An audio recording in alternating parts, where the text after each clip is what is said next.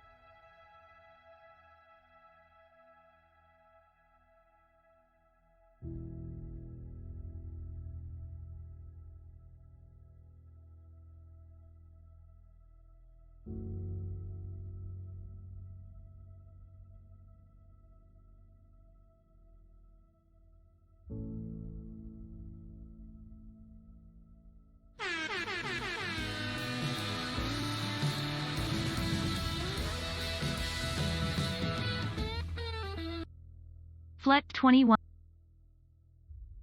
All right, hopefully they're ready. Apparently I wasn't. Oh, Hello. Hello, everybody. We're here. It's amazing. Like such a smooth beginning to the stream. Collie, I'm so impressed. I'm such a professional. I mean, the cat was only out of the bag for a few short minutes. Oh, jeez. I really enjoyed watching that. I just want you to know that. Oh, frick's sake.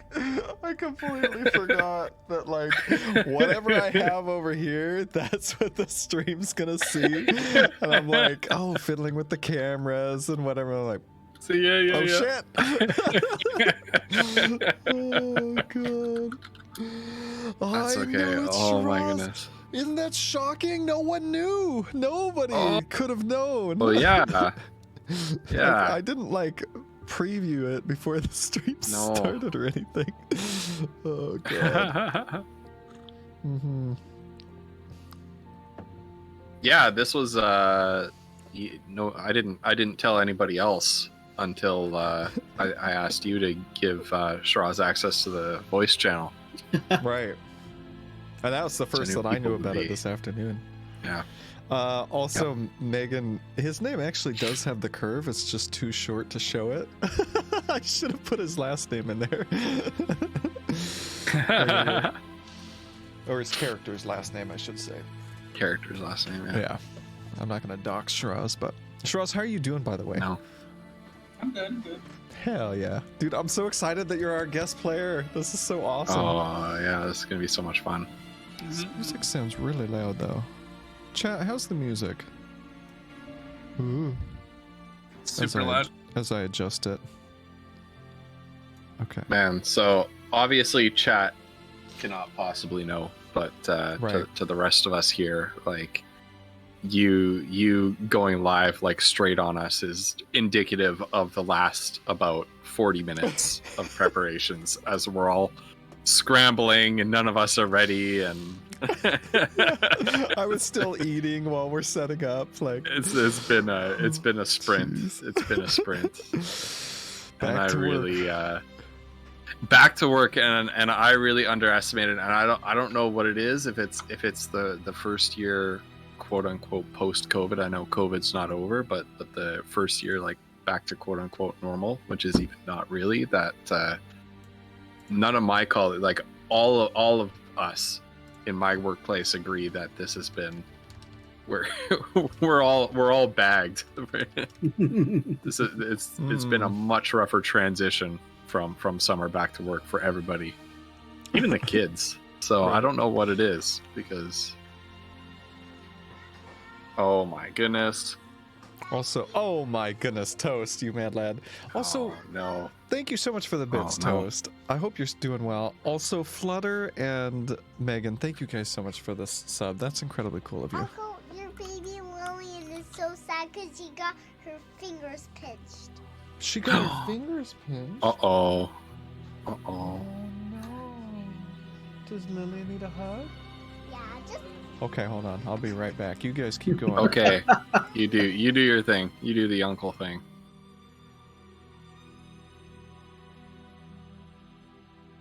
We do have Shiraz. We do have Shiraz. Uh-oh. Hugs time. Okay.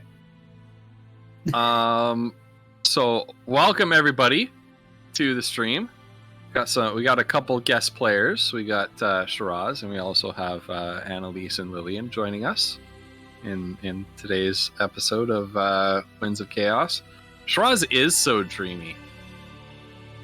Like you can't see the rest of Shiraz's Discord avatar here, but he's like a skull with like some loose flesh hanging off of his chin. Every time I see it, I do like the vinyl uwu face. All right. But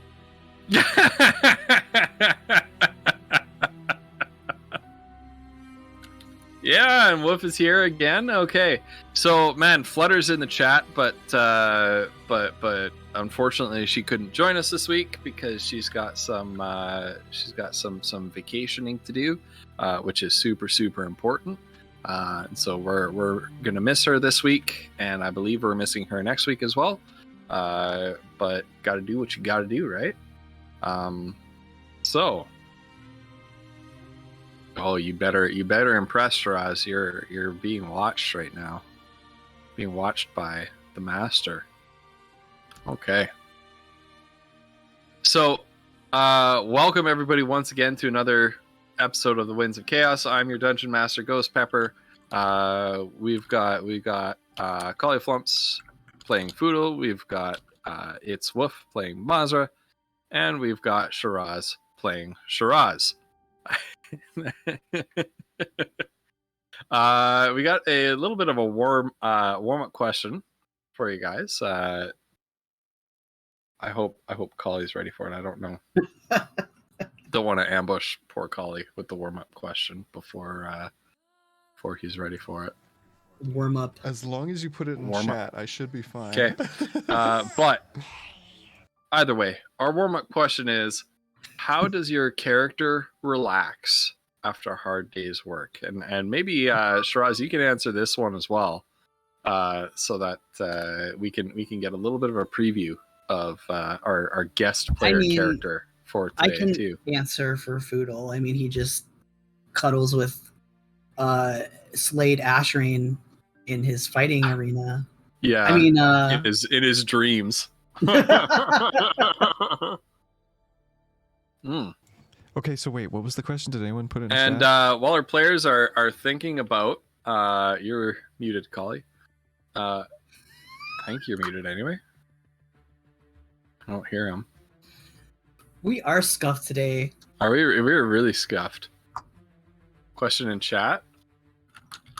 It is, how does your character relax after a hard day's work?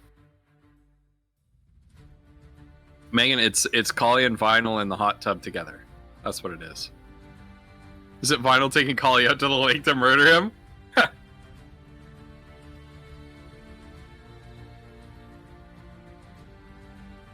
Maybe it is. All right. So while our players are contemplating their answer to the question of the day, we can talk a little bit about our Winds of Chaos community engagement system. And so every week when we stream this, we want you, the community, to be able to have a say in what happens, to be able to influence the adventure. And so we've come up with a way where you can use your bits to harness the mystical force called the Winds of Chaos that is sweeping through this land and causing all sorts of disruption and consternation, either to the benefit or to the detriment of our heroes. So, for 300 bits, you can help our heroes out by finding a useful mundane item. For 400 bits, there is a minor monster mutation, which Bo in the chat, Robert the Bruce 1492, aka Bo, has been making awesome progress on a new monster mutation table, but we're not quite there yet. So if you have any ideas for any cool monster mutations, please send them Bo's way. We've got a pretty good table started, but we could use a few more ideas. So minor monster mutation, make our foes a little bit more tough. For 500 bits, a major monster mutation, visually transform and significantly buff a foe that our heroes are facing. For 600 bits, you can compel a player character's flaw. If you go on the Cauliflumps Discord, on my Discord, the Ghost Pepper Discord, and on Fluttered Eyes Discord, there is a section called D&D or Winds of Chaos that you can open that up. Look at a document that's pinned there that has all the player characters' character flaws, and compel a character to act on one of those flaws in an entertaining but probably inconvenient way. Or a disturbing way, as our very own Shiraz likes to force Mazra to eat things, which is which is always interesting. For 700 bits, you can grant inspiration to one player character. That is a reroll on a skill save or ability check when they need it. And for 800 bits, you can make Fluttered Eye roll on the Wild Magic Surge table. Fluttered Eye is a Wild Magic Sorcerer. Her character Kiona is a Wild Magic Sorcerer, and sometimes she doesn't have full control over her magical abilities. And so the Wild Magic Surge table represents sort of a randomized magical emission of some sort that happens. Since Flutter is not here, and since our guest player is also playing a Wild Magic Sorcerer, for tonight's session, that Wild Magic Surge is going to go to Shiraz instead. However, Shiraz has a couple of different abilities. He's a bit more of an experienced Wild Magic Sorcerer, and so he has some slight degree of control over that. Very, very slight. Flutter about to buy 8 Wild Magic Surges. And then finally, I'm sorry, I'm so tired. I'm waiting for this coffee to kick in to wake me up. I drank half of it already. Finally, as one last little bonus, anybody who is a subscriber to the DM's channel, that's myself, twitch.tv/ghostpepper, can create a custom NPC or magic item of appropriate level to appear in the campaign. We just had a whole lot of fun with some community created NPCs last session, in the form of Greco Findlebeak and Tinkerbell. some of our favorite NPCs. Bo in the chat has created a whole bunch of magic items for us. Shiraz has created a couple magic items, as well as a couple of NPCs that may appear in today's session. Spaghetti-O. Shiraz. Looks like we have 2 wild magic surges. Also, Flutter, thank you so much. But also, oh no. All right, let's put that in the books. And as always, I would be remiss if I did not thank our very, very, very important off-camera member of the team, and that is Vinyl Stencil, who helps organize all of these redeems, and so that I can focus on what's going on in the game and not constantly sort of look back at chat and ask questions about redeems. Vinyl is fielding that for us, and then sending me via DMs all the answers to those questions, and making sure that everything is tickety-boo with the redeems and everybody's getting what they want, so that I can focus on doing the DM thing. So thank you so much, Vinyl. We wouldn't be able to do this without you. All right. Go Vinyl indeed. Okay, so your roleplay warm-up question for the day is, how does your character relax after a hard day's work? Well, Foodle usually goes and hangs out with his mom and maybe gets high. Get some smoke leaf going. Nice, nice. Who didn't see that coming? And wishes that he could hang out with Slade. Okay. Bye, Flutter. Drive safe. See you, Flutter. Woof. How does Mazra unwind? I think she just I think she tinkers like on personal projects just because it like unwinds her and relaxes her. I think she's sort of stayed away from like mind altering substances, especially lately. So with good reason. So all right. And Shiraz, how does Shiraz Shadeheart unwind after a hard day's work? Usually just, what it's called, enjoys some of his fine exotic meals and, drinks some alcohol by himself or with a companion. Oh. Okay. Excellent. I'm usually he usually cries in the corner. I'm really excited to meet this character. But before we do, let's do a really quick recap of the last couple of episodes. So, when last we left our party, you believed that you were foiling a robbery at a local bakery on Swallows Lane. Unfortunately, you kind of got your signals mixed up a little bit. And while believing that your old foes, Greco Findlebeak and Tinkerbell, were responsible for this robbery and had taken the owners of the bakery hostage, turns out to be the opposite is true. They had foiled a robbery on their new business, Findle Bakes, the bakery. Love the name. And and had tied the thieves, the prospective thieves, up. And then when Kiona released them, these thieves began to attack and attempt to take Tinkerbell and Kiona and little baby Grelka hostage.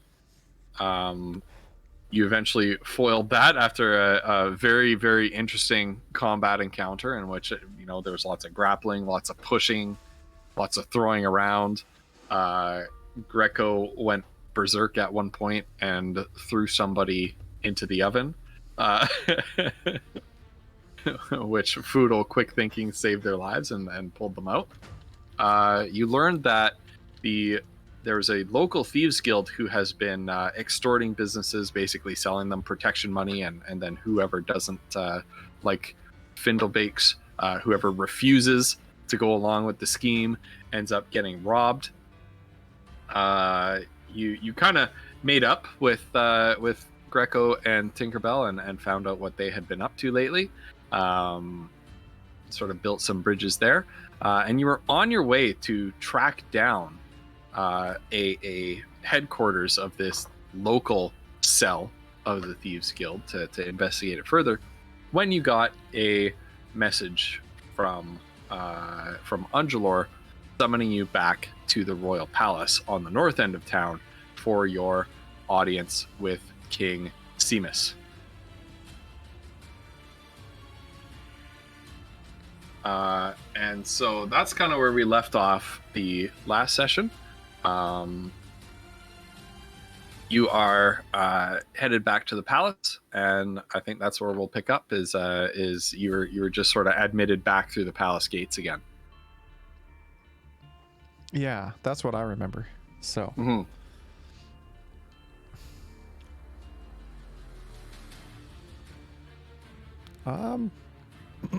Well, I guess I look fancy.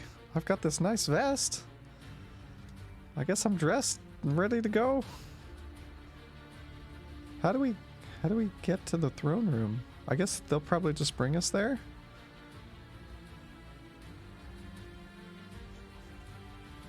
I would assume. And so one of the gate guards points inside and says, your friends are waiting that way. They're inside the building, down the hall.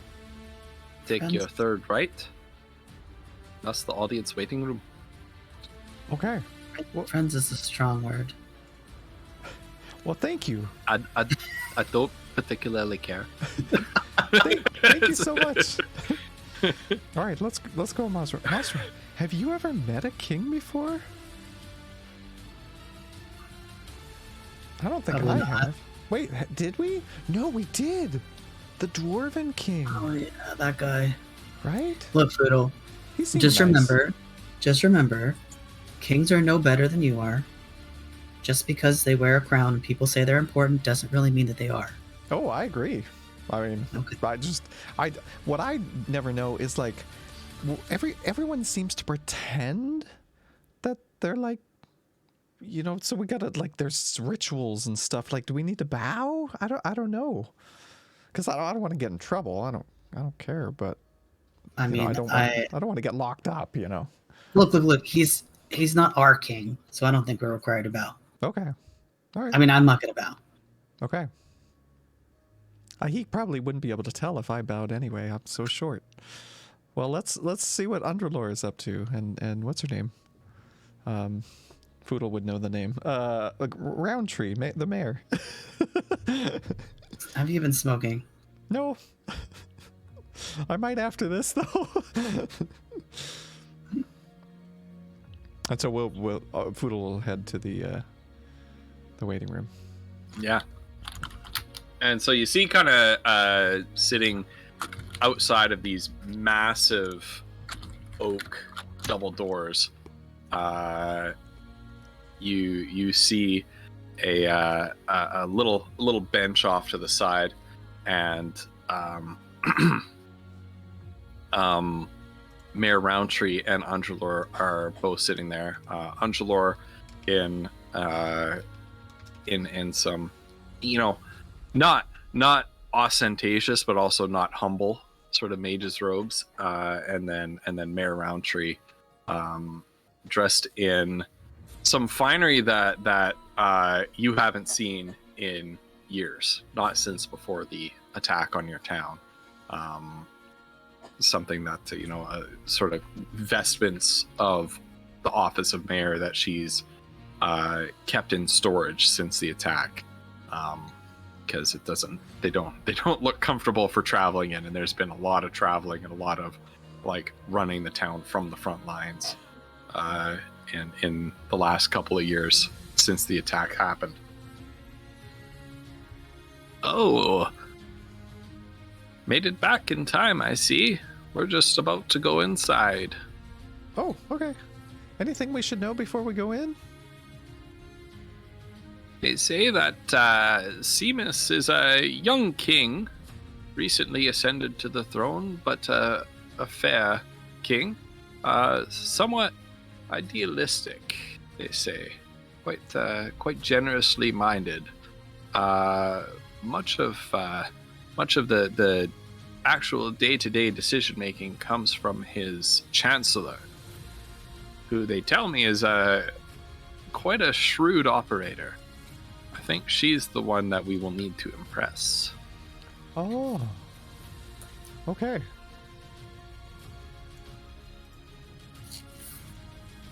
All right. And do we know her name? A woman by the name of Valora. Valora. That's a V, an E, an L, an O, an R, and an A. If you feel the need to spell it, Foodle. Right. Yeah. I've been learning. Excellent. Thank you. It's important. It's important to know how to read and write. Yeah. Very yeah. useful. I'm thinking of teaching cute. No, he doesn't say that. All right. Okay. Well. Thank goodness Flutter's not here. I thought Eladir had that handled. Well, okay. Foodle like straightens his pocket square. I guess whenever you're ready. Yes, very well. Right, and the doors crack open and open wide with a loud creak. And inside is beyond them you can see the throne room, and it's packed full of courtiers, the king's court, and the usual like hangers on, and their the ladies in waiting and the manservants and everything are some of the local lords and notables from prominent families in Lysantia. It's a very sort of Gothic cathedral style of throne room, right? You have some soaring columns, some a high vaulted ceiling, large windows letting in a lot of light, and one of the sergeant at arms at the door motions for you to enter. As you walk down the long carpeted aisle in between the seats, in between the stands where the court is all standing, you can hear some people sort of murmuring and whispering to each other about these strange foreigners who have come from over the mountains. Some of them, roll. Why don't you roll some insight checks to see if you can pick up on some of I'm some so of not ready. the I don't even have my sentiments dice out. They weren't rushing at all, chat. Okay, here we go. Goodness gracious. Can I move my book? I got a whole 8. Ooh. So I mean, I don't even know if it matters if I roll low because Mazra just assumes that they're like saying bad stuff. So that's true. I just got a 19 plus whatever. Hold on. Let me check. Wow. That's a good starting roll right there. Wow. Okay. Plus 5, so 24 insight. Oh my goodness. Yeah. So some of the whispers that are being thrown around are there's aristocrats in this room talking to each other, servants are talking to each other, like guards are talking to each other, and they're all kind of eyeing you up and assessing you because it's quite a large train of refugees that you're bringing with you. That's parked outside the city walls, and they're all sort of really sizing you up and assessing you. From the soldiers, you get a sense, the guards in the room, are they a threat? Are they, do they look violent to you? Oh my goodness. Like some of them looked quite well armed, right?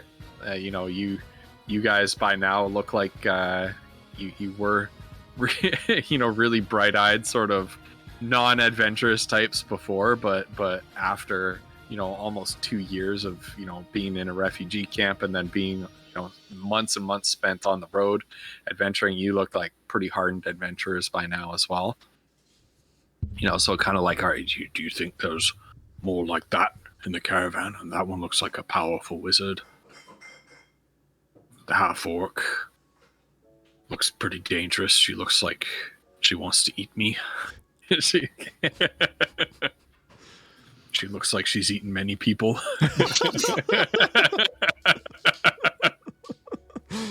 She only eats gourmet. Okay. Yeah. There's some idle chatter about rumors of some of the things that you've done. Some are true, some are a little bit exaggerated. Some of them are outright fabrications, right? Some are, I heard they fought a dragon, and others are, I heard that they killed Blunderbuss himself, and some of the nobles as well are some of them are kind of like, oh dear, those poor people, we simply must help them, while others are, no, refugee scum. We can barely feed our own in these lean times, Baba. Am I near enough to the throne to get a sense of what Samus or Valora might be? If I think I can figure out who Valora is, right?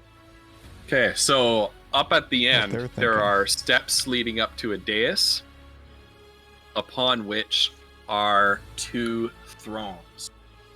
One of those thrones sits vacant, and in the other sits a young man, resplendently dressed in fine silks, with an angular face, dark hair, and a close-trimmed beard. There's a smaller throne sort of behind him and to the right that's vacant, likely meant for a royal consort, but is currently vacant. To Samus's left stands a stately middle-aged woman whose dark hair is shot through with gray, holding a finely bound and well cared for but visibly old tome.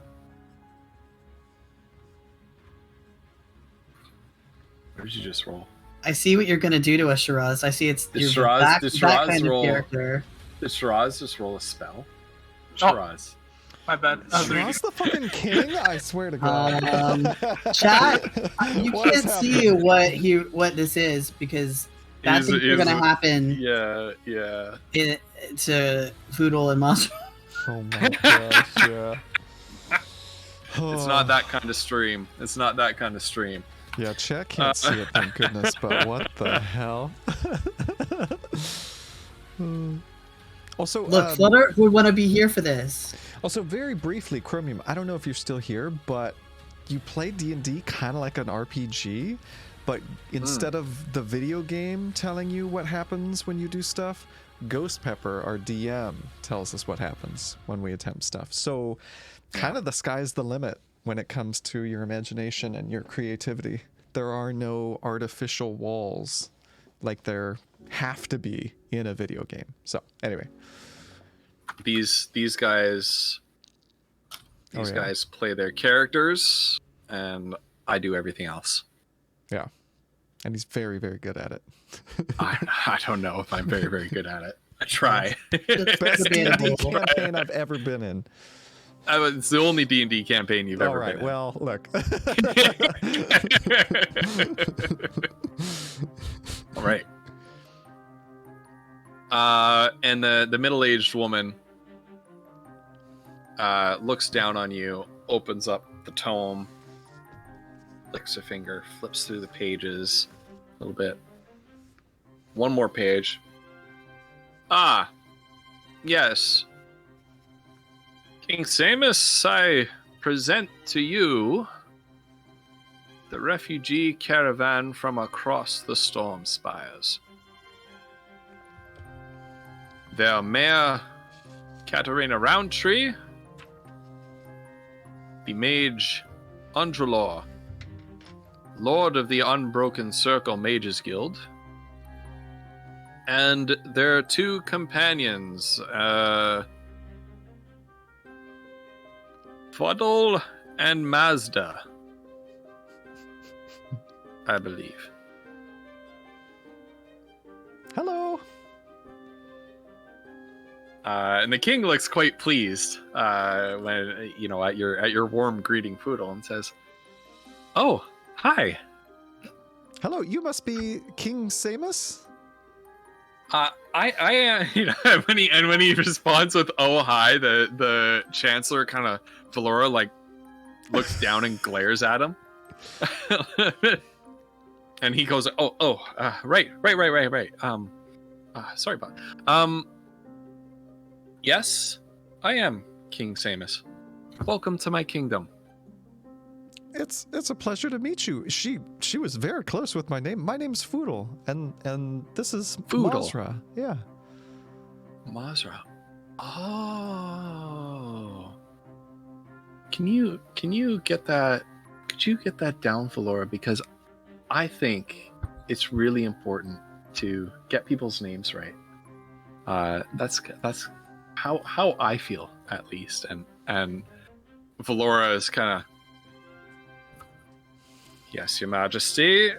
She sort of scratches it out with a quill and then writes underneath, Foodle and Mazra. Very well.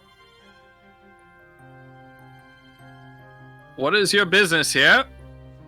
And Mayor Roundtree stands forward and bows low and says, Your Majesty, we're weary travelers from very far away. And, well, we would like to seek refuge for the winter inside your city walls. Our people don't intend to settle here permanently, but in wintertime, as you know, supplies are hard to come by, and beyond the walls, it can be dangerous. And so we humbly seek refuge in your fair city, and in exchange, our people can do work for the city itself, civic works, and I'm sorry, my head. You're fine. Oh my god.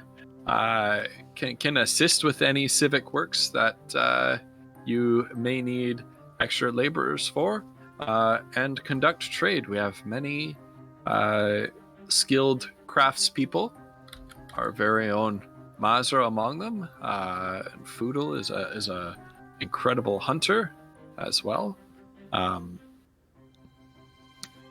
Our people are proud and hardworking, and expect nothing for free from you.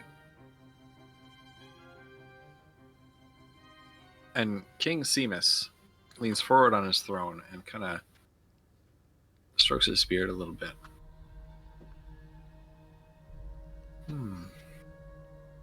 Well,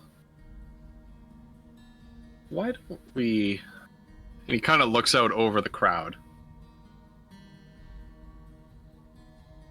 and motions. Come forward, all of you. Foodle will approach.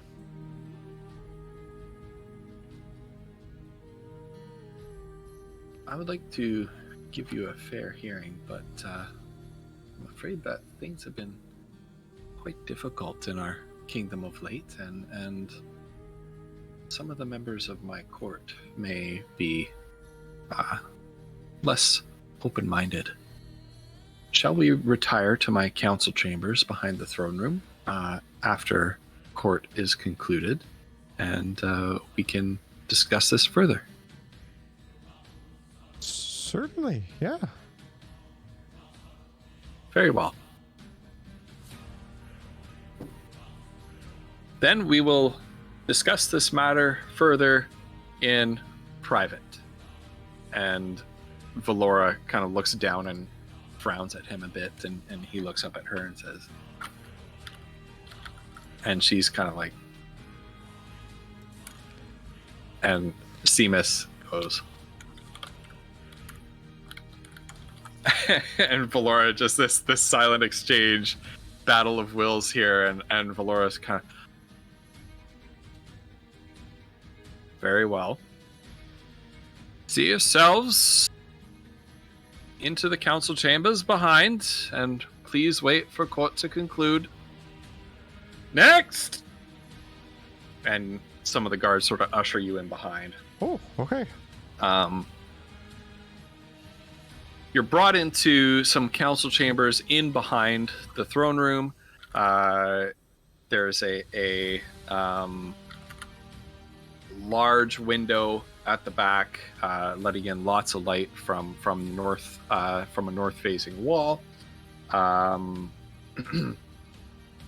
There's a large council table that's just covered in maps of the area, that perhaps if you take a moment to study, you can see if you can add some of that to your own map, since you are most definitely in unknown lands in Terra Incognita right now, as far as you've ever known from the western edge of the mountains. And yeah, so you're left to your own devices for a couple of minutes while court is wrapping up. What would I roll for that? For trying to see something on the map, glean something. I think that would be an intelligence. Just a straight intelligence Shit. roll. Damn. Okay. Yeah, I think that's fair. All right. There goes. Oh, yes. It's a 4. Foodle has no he's just thinking about the king and what he's going to say. Yeah. Yeah, you're too nervous to for your audience, your private audience with the king. Could I investigate the room? Yeah. Okay. He's so smart. So I got 18 total. 18 total? Yeah. Yeah. So you Balls get are a pretty good lay of the land, and you think that you can commit to reasonable memory enough of the Kingdom of Cormantia, the geography of the Kingdom of Cormantia itself, as well as some of the lands outside, like just beyond the borders. You think you've committed enough to memory to, when you go back to the caravan, that you could probably add it to your personal maps. And she may also, if they're there long enough, she may just pull out her little book and do some quick, mental notes and stuff. Yeah, absolutely. And before too long, you hear the rapping of what sounds like a staff hitting the flagstones of the throne room, on just beyond the doorway into the throne room, and a shuffle of feet and a murmur of raised voices as court concludes, and the courtiers begin sort of filing out of the throne room. A moment after that, the doors open once again to the council chambers, and through the doorway strides King Siemens, followed by Valora in his wake. Siemens walks up to the council table, kind of not looking at you at this moment, and just with a world-weary sigh, lifts the crown off his head and sets it down on the table. Oh my goodness. What a long day. Oh. It must be a lot of work and a lot of emotional labor, I would guess. Yeah. I suppose it is a lot of emotional labor. But it's very important. And I really believe that a good king listens to his people. At least I think a good king listens to his people with an open mind and an open heart, and that's what I hope I can be. Right, Valora? Yes, Your Majesty. I believe that's true. Does Right, Mazra well- believe that she believes that's true? Roll an insight. No. Hold on, I kind of Don't want make to me do roll this. insight too. Don't Wait. make me do this. No. Oh shit, Oh. it's a 4 again. So that's a Mazra 9. believes her completely. Yeah. Okay. Yeah, Valora seems like a really nice lady, and you get the impression that like King Siemens is really in charge here. Like you're thinking to yourself, "Wow, what a go-getter king! Like that's amazing." Wow. In fact, Mazza, you're like, you look at this severe middle-aged woman with her book, and you're thinking like, "Wow, how did such an idealist as King Siemens manage to get this severe-looking woman to go along with all this gobbledygook?" We're so fucked. Oh, why did I put any points of wisdom? I did, and I still rolled a 4. I also rolled a 4, Oh, so jeez. I mean, I got a +5, but it didn't cut it.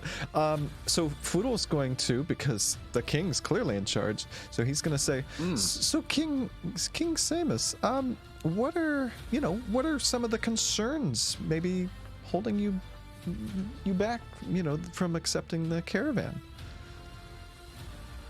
The king, meanwhile, as he's sort of doing his royal preparations, he kind of steps up next to the table. A door on the other side of the room opens up, and a woman comes through.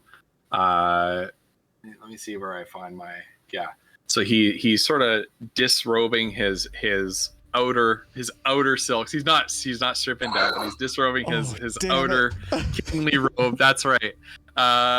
Disrobing his outer kingly robe and setting it aside over a chair, while at the other side of the room another door opens, and a young woman with golden hair strides through, dressed as a royal tailor. And she's carrying all sorts of like fabrics over her arm, and she's got like some needle and thread with her. And as the king is sort of standing there with his arms out, this young woman is silently going to work in fitting him for some new kind of vestment.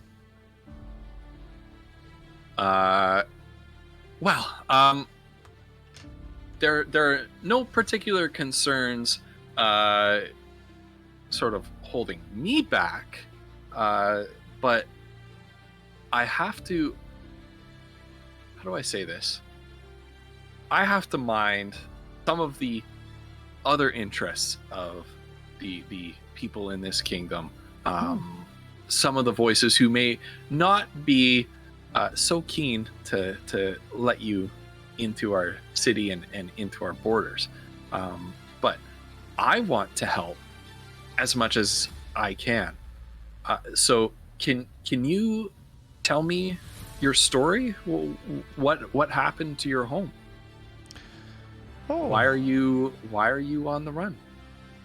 well, there was I was gonna say an attack, but it seemed to be basically an outright war waged by a massive goblin force that they used devastating magic and destroyed much of what Mazra and I knew as home. I mean, certainly our specific homes, but a lot of the towns and villages and castles in the area. And we actually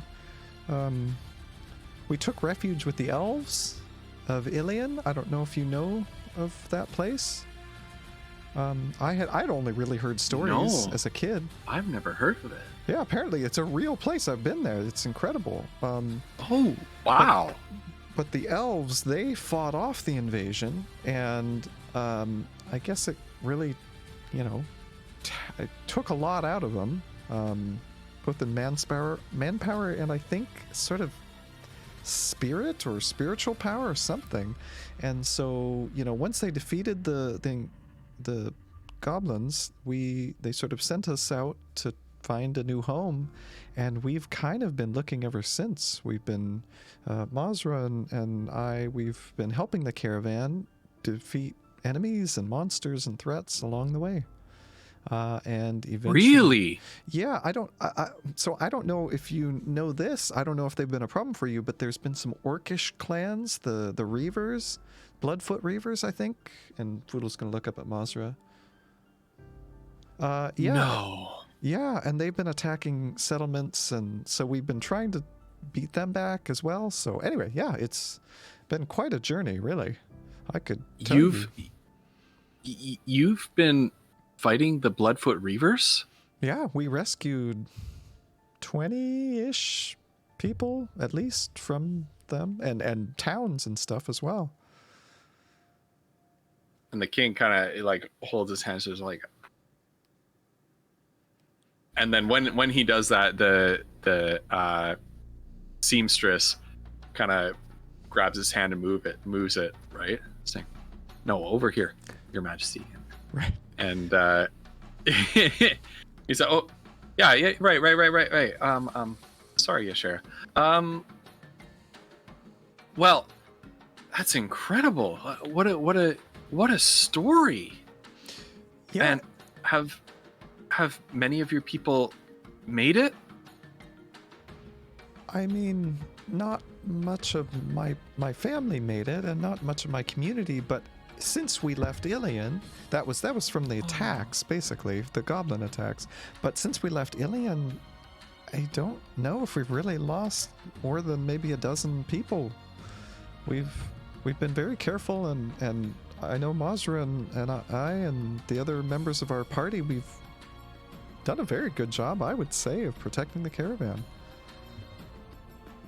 Oh my word! It sounds like you've had quite a harrowing journey here.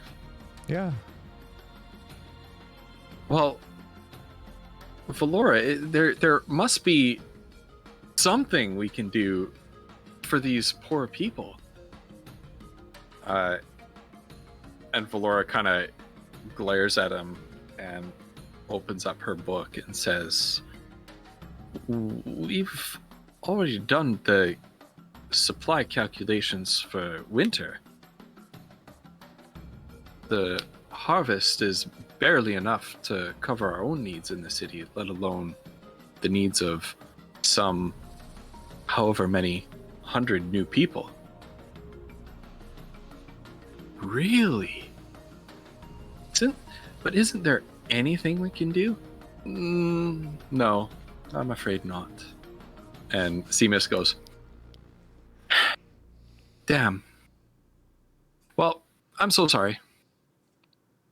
Well, then I'm sorry. I guess we'll have to leave and not continue taking care of your thief problem then.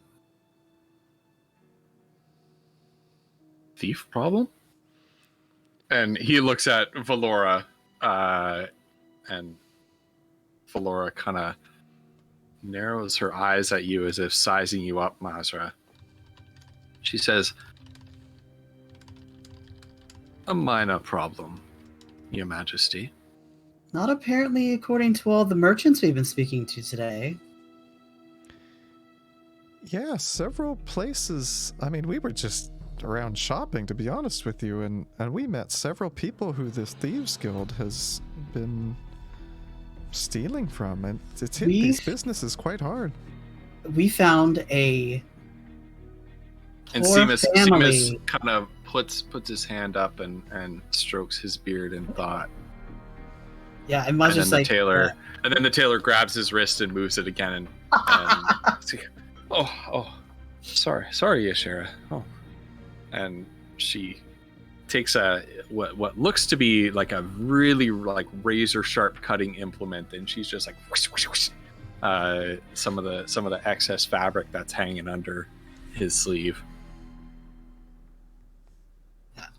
Well, Mazra has noticed that he seems to have like a very Foodle Heart, and so this she's just like, yeah, we were looking for some food to buy for our caravan, and we came across a bakery run by a very young couple with a child, and they were being attacked by members of the Thieves Guild. Child. Mm-hmm. This big, just little baby. That small. Valora, did you see that? Yes, Your Majesty. A child only that big. And we've been made aware that there seems to be some coordination between them, and that they are extorting shopkeepers for money to offer protection from their thievery. Yeah, we have some leads already, but I guess they're kind of worthless now. If we're not allowed to stay. Also, I don't know if this helps, but I'm a very skilled hunter, and I know how to track animals in winter. I could help train some of the hunters in the city. Give them some tips on what to look for, and that might Some of help our with the food. refugees are and were farmers. Mm-hmm. Might be able to help with the harvest. Well, Valora, I think... And then the tailor grabs his arms again. Oh, sorry. I think that these people might have some special skills that we can use for this minor thieves problem that they might be able to help you fix. That's what I think, anyway. And Valora kind of glares at him, and there's a silent battle of wills that you see going on between this severe woman glaring at this young king, and the young king just kind of impassively, but with a little bit of a smile on his face, looking back at her with kind eyes. And Valora ultimately relents. Very well. We may have a couple of things that you might be able to do for us. Oh. If you solve some of our problems, we may allow the caravan to stay. Okay. If you can guarantee it. If you solve this problem, I guarantee Very well. that you will be able to stay. Yeah, me too. Well, we can solve any Yes. problem. I'm sure you can. The Thieves Guild, to tell you the truth, is the least of our problems in this city. We have evidence that's come to light recently of a slaver ring operating in the dark underbelly of the streets. The storm spires and the neighboring highlands beyond our borders have been ablaze with orcish raids. Recently, the orcs have been selling off captives as slaves, and someone in the city is trading in them. Now, slavery is illegal in Cormantia, and very wrong as well, the king interjects. Yes, it's very morally reprehensible as well. Mm-hmm. Chancellor Valora doesn't look entirely enthusiastic about the moralistic argument. The point is, they're breaking the law and introducing an well, an uncontrolled element to our kingdom at this critical time. Whoever are part of the slave ring, they are very resourceful and well-connected indeed to be operating in secret from right under the noses of the royal guard. His Majesty, myself, and the rest of the council have a few suspects. Oh, If you'd like to hear who they may be. absolutely. One is the Thieves Guild operating in the Duskway. They seem to be mostly confining their actions to petty robbery and extortion, but it's not a far leap to presume that whatever organization is leading their organized operations is dabbling in trafficking of persons as well. Another suspect that we have is a popular but incendiary preacher called Daya, who claims to be in direct communication with the divine and has been stirring up the masses. We've no concrete proof that he might even be involved in this, but extremist cults and the like tend to crop up at the same time as these reports of slavers. The coincidence is certainly uncanny. Another suspect is High Priestess Matilda of the Temple of Light. And at this, the king interjects, which I think is really ridiculous. Why would the priesthood of Staravia do something as horrible as trade in slaves? The unbelievability of it makes it the perfect cover, Your Majesty. We've been over this. You'll have to excuse the king. He is a very idealistic young man indeed. Well, I tend to agree with them. Seems very unlikely. We'll check it out, though. You seem like the type. Anyway, and at this, Chancellor Valora focuses she stops speaking to both of you now and is now speaking exclusively to Mazra, since she is the obviously the practical, reasonable one here.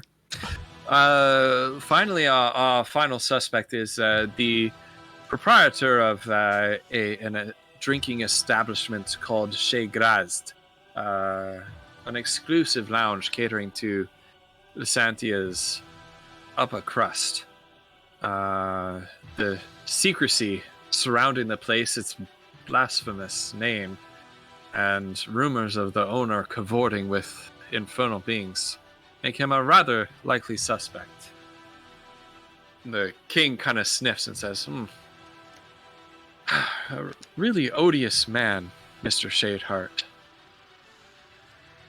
Yes, indeed.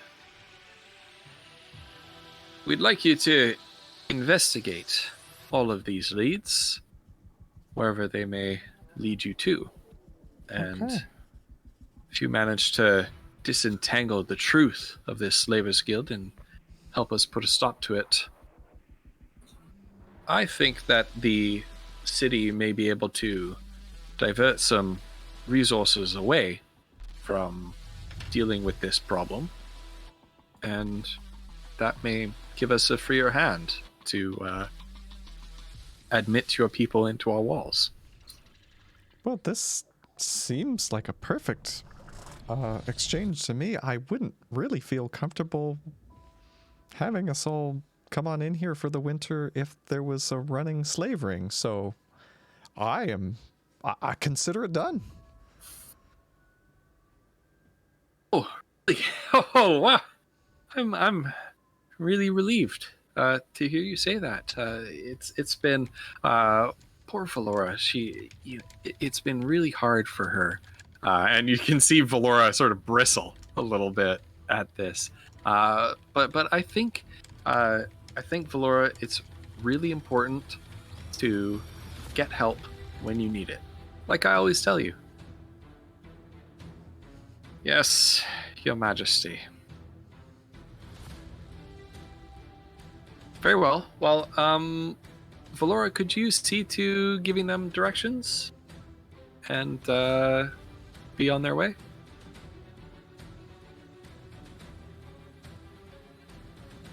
Yes, Your Majesty. If all of you will come with me.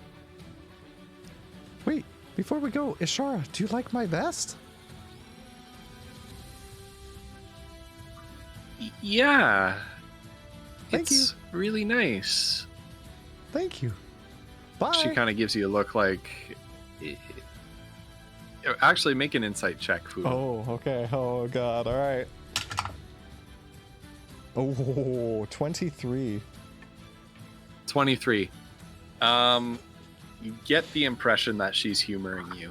Ah, And her professional eye it's merchant's clothes. sees many flaws. Can Mantra notice in that? in the vest. You roll an insight. Oh, damn. That's right. Gotta roll high That's on this right. one. What'd you get? I got a 6. Got a 6. No. Look, No, I you just don't. want to glare at this woman. You believe Ishara. Well, thank Well, Mantra will glare at her anyway. you. Very. All right. Ishara glares back. Roll another insight check. Oh, God. I don't think I've ever succeeded in insight check. I got an 11.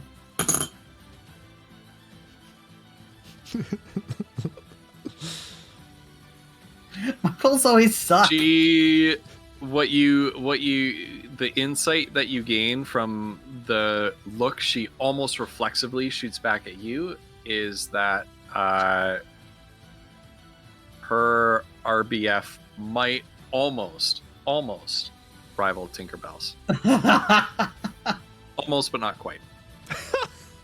Amazing. All right, and so Foodle will wave and follow them out. And the king waves after you and does this before Ishara grabs his wrist and for the last time, Your Majesty. And, and Valora leads you outside of the council chambers into the now empty throne room and kind of stops you off to the side. She says, "All right, look.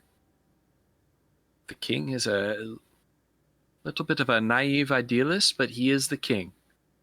And for what it's worth, although for very practical and political reasons that I want to say that he doesn't properly understand, I may have been initially opposed to you settling your caravan inside of our walls, but if you can deal with this little problem, you'll have my blessing.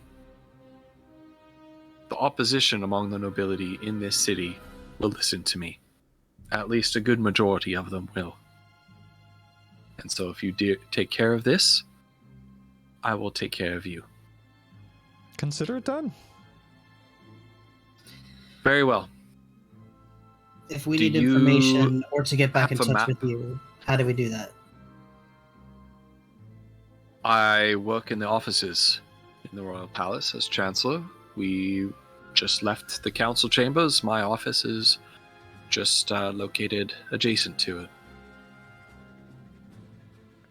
You Okay. also seem to have a quite accomplished wizard in your presence. You can always send me a magical message or whatever it is you do. And Undrelor kind of looks at her like... Masra holds her tongue. Undrelor looks a little bit frustrated at almost like he's been put in his place a little bit. Like, you know, he's never met anybody who's like, "Yeah, you're a wizard, whatever." Okay. Do Sounds- you have a map of the city? Yes, we got one from the information kiosk. There was a very Very helpful lady there. Have you met her? Very well, She's let me very see helpful. it. And No. Oh, okay. All right. Here's the map. she's a little bit like offended that you would ask the question like, me, meta pleb. Udo should give her the like coloring book map he got. That's the only one Foodle has. I think Kiona has the other one. We'll pretend that she gave us the real map too. Oh, okay. Maybe you've got it. No, we Yeah, did give it so to you, you- Mazra, because you can actually read it. That's right. Oh yeah. So Foodle hands yeah, over yeah, his, yeah. his kid's coloring book map of the city. You hand over the kids coloring, and she looks at it like, I think it's Are coming you along really serious? well. As Mazra's are pulling you out the other serious one. right now? Oh yeah, that one's probably better. She takes it from Mazra while dead-eyeing Foodle, and just swear the things I do for that boy. And she has her little quill from her book, and that's tucked under her arm, and she makes a couple marks on the map. She's labeled where Dyer likes to operate, a couple places where Dyer can be found. She labels the Temple of Light for you, and underneath that writes High Priestess Matilda, and she circles and labels Shegrazd, which is located on the other side of the Temple Plaza from the Temple of Light itself. Oh wow, they're just like opposite on the plaza. That's incredible. It's like the church and then the gambling hall. I swear, that's amazing. Okay, well, we'll speak again if we come across anything pertinent for you, or if we need any assistance. But other than that, maybe we'll speak once this is all cleaned up. Yes, very well. Well, goodbye then. And Chancellor Bye. Valora like turns around and walks away. Mazra, how much do you think she underestimated me there? A lot. Perfect. Okay. Use that to your advantage. I always try. Now, where should we start? I think okay, so I wrote down, we got Thieves Guild, we got Dyer, we got High Priestess Matilda. It's not going to be Matilda, surely. I mean, we'll check it out, though. You can't trust anyone, Photo. Well, it's true. It's true. I mean, I do remember our last detective work. You know, it wasn't as simple as I thought it would be. It's tricky. So yeah, we'll check her out. And then we got this proprietor, something Shade Heart. And this person seems very sketch. Now, I also wrote down Brunar Blue Jacket, because that guy could easily be involved. And that stupid potion seller, Nesta Kane. So Let's put them on the back burner for now. Okay. Out of character, what time is it in the day? What time It's was like- it before? It was like late it's like afternoon, wasn't afternoon. it? Yeah. So- So you're probably creeping up towards evening here. So what she's gonna do is she's gonna be like, I think given the time of day, if we want to start now, our best option is probably to go to that bar or whatever it is. Right. I'm starving. Let's get some food. Let's do it. Okay, and we'll ask around. See what we can glean about this proprietor, Shegrazd. There may also be people there that we can ask for information about the others as well. Right. Well, Underlore, Roundtree, are you joining us? I think this is a little bit too rich for my blood. I'm going to make my way back to the caravan and make sure that the transportation to the city walls is going as planned. Make sure that the gods are taking care of the place, if you will. I left the leak squad in charge of security duty, and Best hurry back. well, then. let's just say that you are our best team Okay. at this point.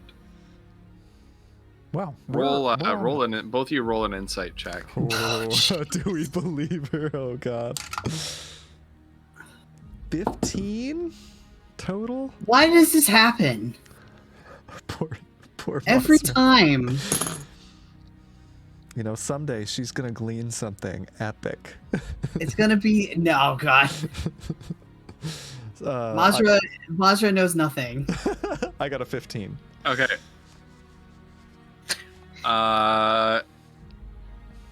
So, Foodle,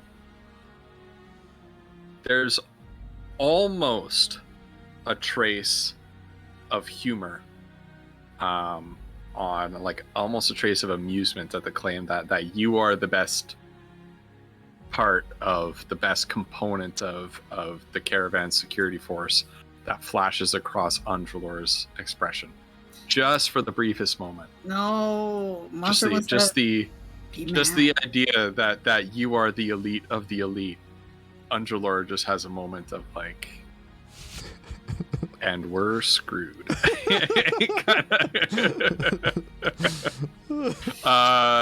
But in a flash, it's gone so quickly, Foodle, that you're not even sure.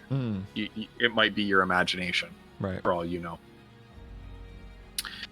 Yes, and I think I will be escorting the mayor back.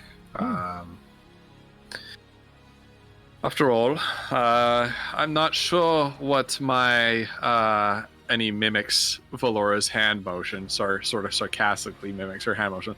I'm not sure how much help a wizard could be in this situation. Huh. Well, I mean, probably a whole bunch, but you know. yeah. But What do I know? Yes, what? well, You're a busy man. We will see you if we need anything specific. You've got this, I'm sure. Oh yeah. And you have the impression that Underlord is singularly disinterested in this whole thing. But It's like, yes, there's a slaver's ring, yes, whatever. before they leave, though, she will just take a second to talk to the mayor and just say, I'm sure you'll have this in hand, but I would just recommend keeping head counts on people to make sure no one goes missing. And we found a lot of bad activity around Swallow's Lane and the Duskway, so just warn people to be careful. Well, I'll add that to the briefing notes for when we finally are allowed into the city. I have the utmost confidence in you both. In all three of you. Foodle, Mazra, and Kiona. And Kiona silently nods. We got Kiona, this. who's been silently beside you the whole time. She's contemplating. Yeah. All right. Well, let's get some food. Mazra, you got the map? Yep, she brings it out. All right. Lead on. Yeah. To Shigrast. All right. Can we take a really quick 5-minute break? Yes. Not even 5 minutes, like Okay. a 1 minute break. Okay. Sure. And then we'll move on to Shigrast. All right. She was afraid. Oh my gosh, Megan, you're right. She really did, didn't she? Not around the king! Yeah. Oh God. Imagine. Just imagine. Oh no. So wait, what did she say about the proprietor? This Shadeheart person? They were like cavorting with like, was it demons or was it like? It wasn't undead, was it? It was like, because like in D&D, there's a difference between demons and devils, right? Also, Will, hello, how are you, man? Dude, I know I've said it before, but I think it's worth repeating. This monitor is such a godsend. Well, it's a Will and Beechin send. So thank you so much. You guys are freaking amazing. Like, it's so much better. I can't believe it's been like until now that I had a more than 60 hertz monitor. Like, holy shit. Anyway. And I still wouldn't if it wasn't for you guys, so thank you. Demons and devils are different. Right, yeah, because they're from different, like, planes, right? Because there's the 9 hells, which is probably devils, and then the abyss, which is demons, question mark? Something like that.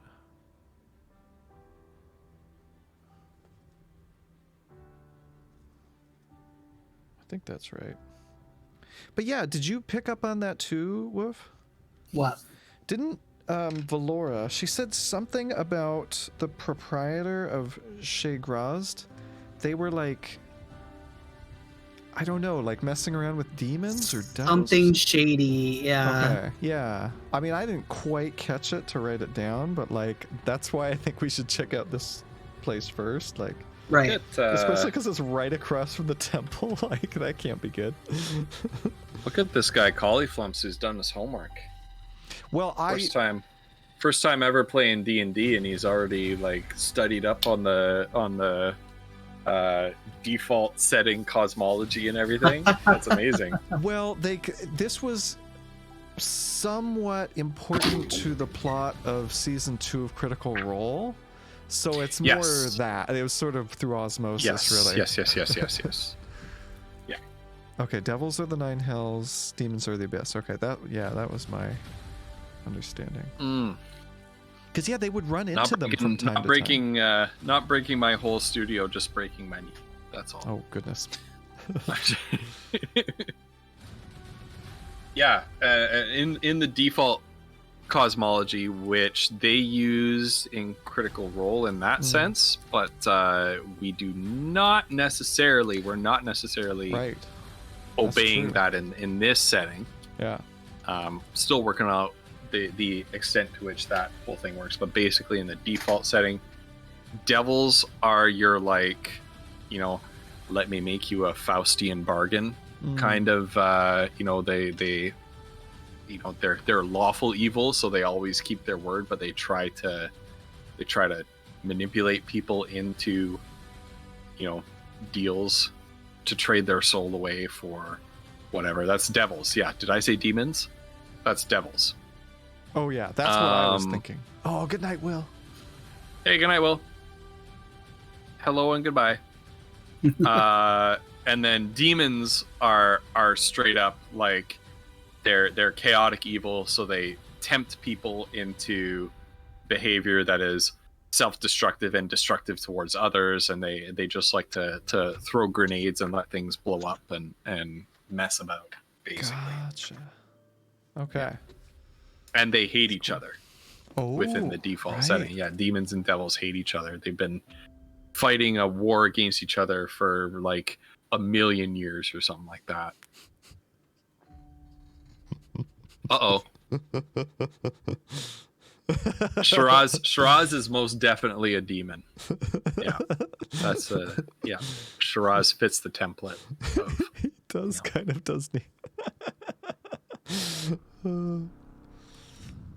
But in the best possible way. Or is he more of a gremlin? Oh my goodness. Okay. So you're headed towards Chez Grazd. Right. So if we pull up our city map in Roll20, we have Swallows Lane right there. Let me just I'm gonna zoom right in, and maybe Collie, you're gonna zoom in like right at the center where the river bends, like that. I'm just gonna point out to you where I'm gonna draw some stuff. Okay. So this right here, this is the Temple Plaza. Okay. The Temple of Light is right here. It's kind of the main market district of the city. It's where you got your map, right, and where you encountered some of the different merchants and things like that. So you kind of walk through this on your way. It borders the Duskway, and old Lysantia, the old city, with the temple technically being just inside of Duskway, right? Right. In that kind of like the temple is the people's temple kind of way, right? On the far opposite side, right bordering the water, right about here, is Shea Grazd. And when you arrive at the temple district, you can almost see that Shea Grazd is positioned in such a way that the proprietor, Mr. Shadeheart of this establishment, has built his business in such a way as to almost like thumb his nose at the temple a little bit. He's got this big ornately painted sign that says Shea Grazd that is angled to be visible from the large circular stained glass window in the temple. And I would like both of you to roll religion. Oh, yeah, this will be good. Yeah. All right, Foodle. Maybe your uncle told you something. Go! I think that's a +0. Let me double check. Find it different. My D20 has been a crap today, so. That's a 7. Yep, that's a +0. I have another one. Foodle's like, I'm gonna use this one instead. scratching his head. Autumn. Okay. A 7 and I got a 12 total. and a 12. Okay. So Mazra, you recognize, and I'm gonna grab this very brief description straight from the Forgotten Realms wiki website, which is at Grazd, spelled Graz'Zt. Grazd is called the Dark Prince and the Prince of Pleasure. He is a demon lord and one of the most powerful fiends in the Abyss. He is notorious for being the ultimate hedonist, and so you can imagine that High Priest Matilda probably, every morning when she opens the doors and stares across the way, there's Shea Grazd written in like big red letters. Okay. Amazing. Look, you promised she me probably like opens the door and just. You promised me that we weren't going to be messing with tentacles tonight. I didn't promise you that. I don't know where you got that promise from. I've never promised you. Damn. I've never promised you.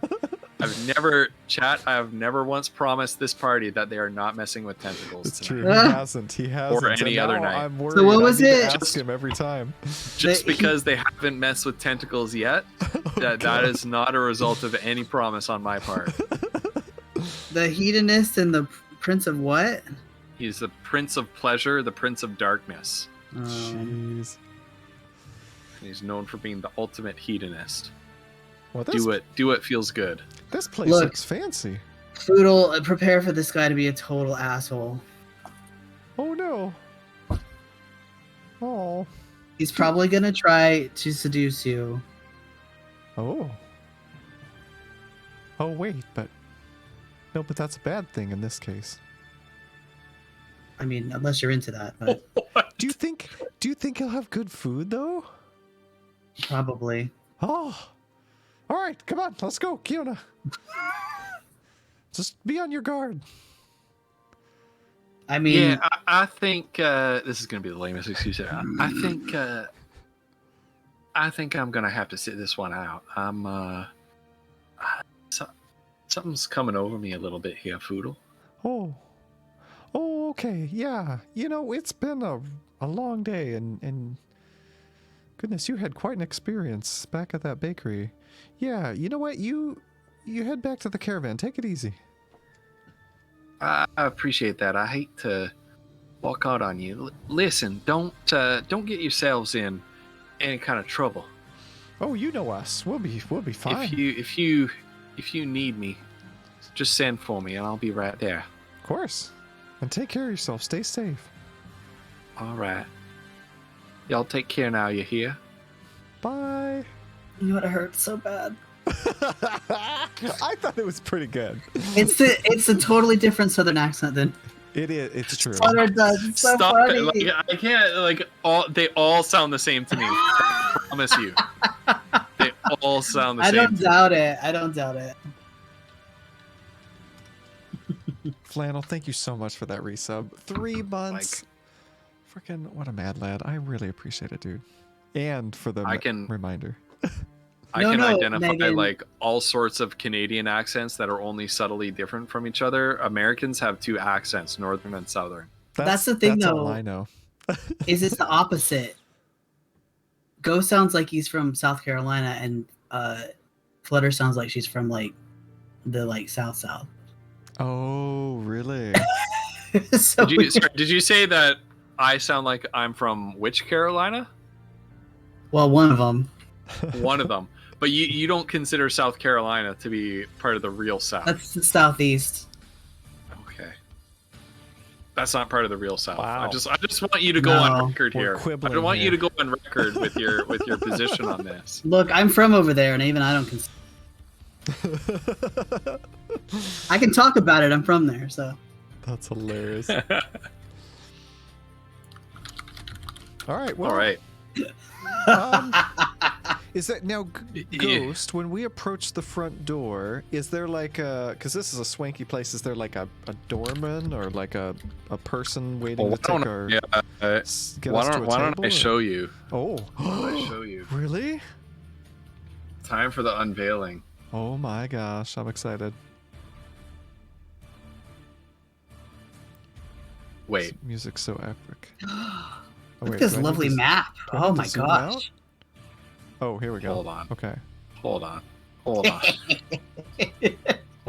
on. I turned dynamic lighting on. It looks incredible. Look at these cherry blossom trees. You guys. Yeah, you have vision on. Okay. That was his So you guys, you come up to the face of this building. I'll turn dynamic lighting off after the stream and show you everything. There might be a couple little areas that I didn't want to show you right away. So that's why I turned dynamic lighting on. But I'm just gonna plunk you both down inside here. Woof, are you able to see? Do you have vision? Yeah. Yeah, you have dark vision, right? On your character? Yeah. So you walk into this this incredible, like, you have, when you think tavern, right, and you've been told it's a tavern, you're thinking like the dancing dragon, right? Maybe even you're thinking of Pan's Parlor at most, right? Drunken Dragon? The drunken dragon, thank you. This makes Pan's Parlor look like a dive pub. Wow. Like, this place is happening. First of all, it's huge, right? Like, way bigger than any tavern that either of you have ever been in, right? Even before the attack, when people had their taverns, inside actual buildings and not wagons. The decorations are incredibly opulent. There are magically suspended floating chandeliers up in the air. Looking all the way back, you're sort of in this little check-in area where there's some curtains here that hide full view of what's inside, and there's a bugbear in full chain armor standing in front of you, sort of like tapping a spiked mace into its palm as it kind of stares at you menacingly, Monster just blocking your way inside. sighs when they kind of come in, and she's just like, oh god, this place is pretentious. Oh, but it's so pretty. Hello. See some magically floating chandeliers, as I said. If you scroll your way north there, Whoops. a little bit, Further a or little bit more. Hey, you see this huge bar, basically almost like two bars, two bar counters that have been put together, seating, with room to accommodate many different patrons. Shelves stacked with all sorts of liquor bottles that you could imagine behind the bar. Right here is a statue of a black furred sort of goat-legged humanoid man with two little horns poking up, which Mazra, since you are able to recognize the name behind like Grazd, right? That you recognize this as a statue of the Demon Lord himself, almost presiding over the place. And then up above the bar, sort of behind the bar and up above, is sort of a raised balcony section with more seating up above, and jutting slightly out over the bar is a stage where there's a performer singing some kind of strumming a lute and singing a melody, and you're pretty sure that their voice has been magically amplified somehow, because it's almost like the singer is performing this song while sitting next to you. Ooh. And so in this area, you have this bugbear who's standing over you, sort of growling, and doesn't react at all, Foodle, to you saying hello. And you have at either seat right here, overlooking a ledger on the desk, you have two elves. One of the elves beckons you forward with a slender finger. All right, so Foodle will approach the desk. Yes, and your name, please? My name's Foodle. What's yours? A finger traces down the length of the ledger, flips the page over, traces down the next page, and the next page, and then idly taps that final page and looks back up at you. You're not on the list. Oh. How do we get on the list? The elf sort of looks you up and down. Have you seen Says- my vest? Yes, well, you don't get on the list looking like that. Oh. Oh no. For long out, we have many other customers to serve. Okay. And the bugbear kind of takes a step towards you and stops, Okay. tapping his mace into his hand. Okay. Mazra? What do we do? I guess She's we just leave. like, she is just, she gives him a look and like just kind of walks out the front door. Okay, so she just leaves? Mm-hmm. All right. Foodle has a thought, and he reaches into his bag and pulls out 20 gold and holds it and says, "Is this how you get on the list?" To the elf. Little gnome. Let me tell you, first of all, it would take a lot more than that for most people to get on the list. Oh, Even more than that for individuals attired, such as yourself. right. And even more still for a gnome attired, such as yourself. Oh, why gnomes? We don't eat much. The master doesn't like gnomes. Oh. I'll have to change his mind. All right. Well, thank you so much. Yes, Bye. well. Farewell. Okay, and then Poodle follows Mazra. So if That's in she's the waiting, river. she's like waiting just outside, and she's like, "We're gonna sneak in the back." Are we? Yes. What?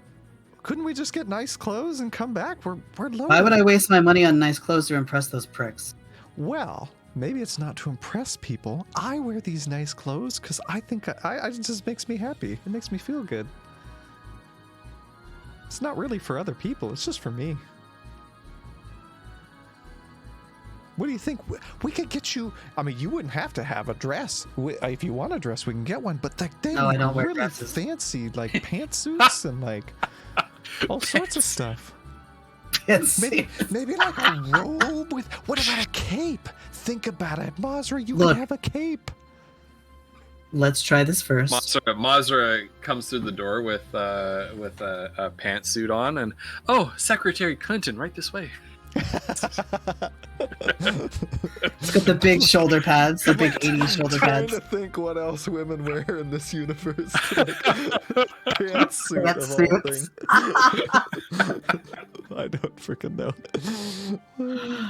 But she's like, "Look, given what time it is, I don't know that we're gonna easily find a place that's open right now. So let's just see what the back looks like, and then if that doesn't work out, try something else." I'm really hungry. Okay, yeah, let's do it. Maybe I can get some food. Okay, where is the back of this place? And Foodle starts wandering off to the left. The map does go entirely around the perimeter, so feel free to move yourselves. Foodle's gonna like hide behind the bushes and like look in. Yeah. Maybe there's some patrons. Ooh. Does it look good? Are they eating some good-looking food? Or You have not seen food look that good, like ever. didn't they say they had a food issue? Ugh. All right. Well, let's. Obviously not this place. Yeah. You're even like there's even dishes that you just can't identify. I've never seen any of this. Oh, look, I'm yeah. inside. No, I'm just kidding. Don't you dare! I like I that. will destroy you. All right. Have we? Let's see. So if we go. Almost. It's big. It's big. It's Almost She's there. just big like, place. this place. I hate this place already. This is so. What are we gonna pose as like servants or something? I mean, as they're walking around, does she see any place that would be like Yeah, I don't see a door. Or anything. sneak-inable? There were some windows, but you do see one. Okay, you're it's not quite within your vision range yet. Mm. Okay, and she'll be like looking at it as they go, like investigating it. Yeah, Oh yeah, and Mazra, what's just waiting. I can see on my screen. What's our play once, assuming we get in there to talk to the proprietor? Do we just, I mean, do we My just, ping isn't working for some reason. is it What here? the- It's right here. It's right here. Right where you are. Okay. Yeah, that's it. Okay. I don't know why my And- ping isn't working. Pardon me. That is odd. Yeah, I don't know why it's not working. Okay, but yeah, Mazra's standing right in front of it. What are you doing? Oh, You left. So Yeah. I'm. So there's a I'm- doorway right there, and it's kind of propped open a little bit. Like there's a rock that's kept the door propped open. And you're assaulted by the smell Oh. of spices and succulent meats cooking and herbs and freshly baked bread goods. Now, Mazra, do we need a plan here? I guess that'll depend on how many people are. Okay. Do you hear anything? Oh, let me listen. Perception Okay, check. roll. or- Well, you don't need to roll a perception check. You can hear like the sounds of work in the kitchen and cooks shouting at each other and Orders up for table 7. Okay. Maybe I'm probably not dressed well enough to be a waiter, am I?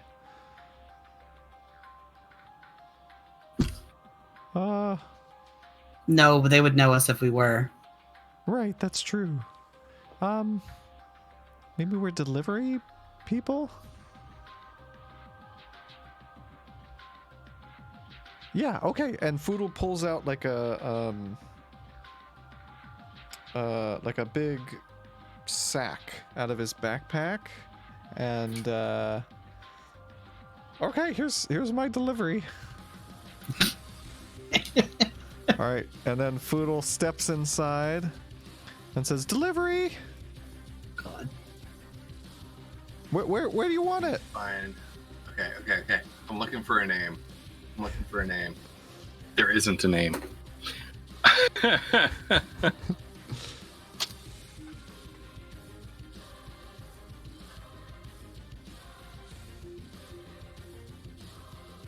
Oh, okay.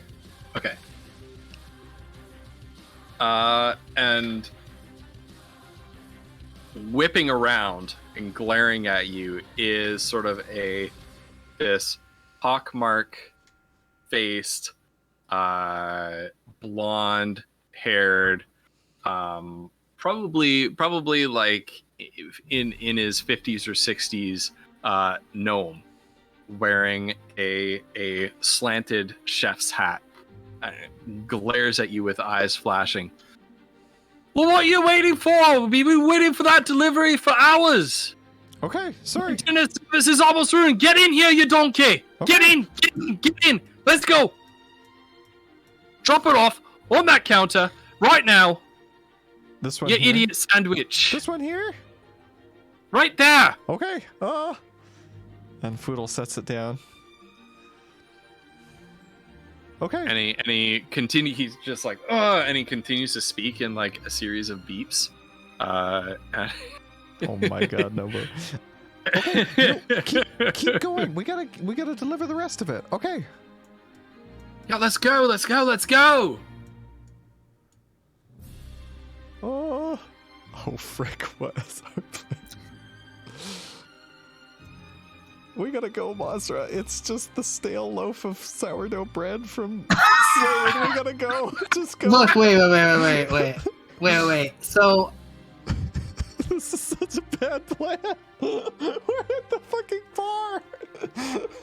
okay, so, What are we doing? as they, okay, maybe before they went in, she like, Yeah. I don't know if you'll let me retroact this or not, but like, so Foodle's holding what, like a bag of bread? Well, Yeah. he's put it down So- now. Can she make? Where did he put it down? Over here on this table, and then just kept moving and said, "We've got Okay. another delivery to." Okay. Oh, further into the place. Yeah, because So we want to get inside. she'll have used minor illusion to make it look like she's holding a box of something. Maybe some wine. I'll allow it. Yeah. I'll allow it. Okay. So even if it's just like it's like making it look, so she's like hovering, but like Basically, it looks like it's been CG'd into her hands post production. Just long enough. Commercial. It's like almost local TV commercial grade CG'd into her hands. But everybody in the kitchen is too busy like racing around under the whip of this gnomish tyrant to really notice. Okay. Yeah, so she'll keep that up until they get like somewhere out there, and she can just pretend like she put it down, and then it like in a corner, and then it just. Who does notice the haphazardly formed illusory box, and maddeningly enough, a second gnome in his establishment is an older, like 50s dapper gentleman, standing right here, who at that very moment, as you walk out of the kitchen and into the bar area, was turned around facing you and was reaching for a bottle off of the shelf. And I'm gonna let our guest player finally take it away from there. So, who do we see? Who do we see, Shiraz?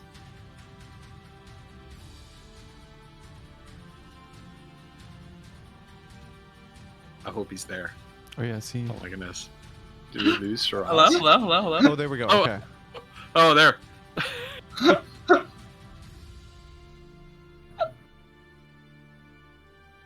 Okay. Hi. Hello. Hello. Hey. Okay. Hi. Yeah. Hey. So you see, Shiraz Shadeheart. He is a level 8 wild magic sorcerer, and he runs this place. And he looks at you guys and says, "Excuse me, what are you two doing here?" Foodle's gonna look up at Mazra.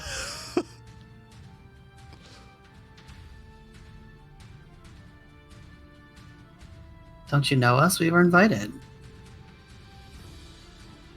I would never invite you two heathens here. It must have slipped your mind. You seem like a... And this place is so busy. So many people here. Yeah, I'm very hungry. Can I see a menu? This is never gonna fucking work. Not dressed like that. Oh shit. Well, I mean, Even the mice are dressed better than you. Well, I can pay very handsomely. Surely you have something we could borrow while we're here. A man of your stature. Why are we having this discussion? You snuck in. Can you please tell me what you want? Okay. Look. We have been tasked by, oh god, Valora, the King's Chancellor, to investigate these awful, slaver ring in the city, and she thought someone as connected and brilliant as yourself might have some clues or pointers for us. Maybe you have heard whispers or, something like that. I am also very hungry. If I do have quite a bit of money I could pay. But that's why we're really here. Sent you? Well, yeah, kind of. You work for that vile excuse for person? We're what you might call independent contractors. Yeah, they need someone outside to kind of get the lay of the land, We're travelers. We're visitors to Lysantia. Besides, Oh, go ahead. Well, I can assure you there's no slaving going on in my city. Oh. I don't stand for any of that. Well, we were led to believe that the High Priestess may have something to do with it, so we thought being so close to the temple, you might have some information for us. Right. Matilda? Yeah. I'm somehow not surprised. The one and only. Well, what do you know about her? Could she be involved? That prude excuse for a woman. You never know with those types. Anything for the good of the many. Right. Yeah, the greater good. So you think it's possible that she could be wrapped up in all this? Anyone who would dare to trade in slaves in my city, they must be asking for death. Well, you said before, that you don't think it's even happening. We have it on good authority that there's some kind of trade going between the, possibly the orcs in the wildlands surrounding the city, and maybe even through the temple. It's a good cover, like you're saying. Not many people would suspect her. we think there might even be a Thieves Guild connection. Possibly. Thieves Guild. Yeah, I mean, is there a bigger Thieves Guild than the Temple? That's he kind of laughs at that, but still like kind of tries not to laugh because he doesn't like the gnome. Oh, right. Mazra, maybe you should take it from here. Or, yeah, maybe he whispers that. She's like, look, we don't want to tarnish the reputation of your tavern, but we are, you know, the ruling people aside, we're just trying to do what we can, and this seemed like the very best place to start doing that. Of course, everyone always assumes the worst of my establishment. Well, no, we actually came here because we heard it had amazing food. What would you know about the higher things in life? I will have you know, I have tasted some true delicacies in my time.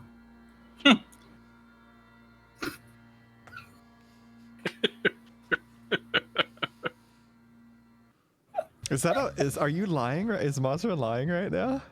Mazra Yeah, has tasted Dragonborn tail. she has. Oh my gosh, that's true.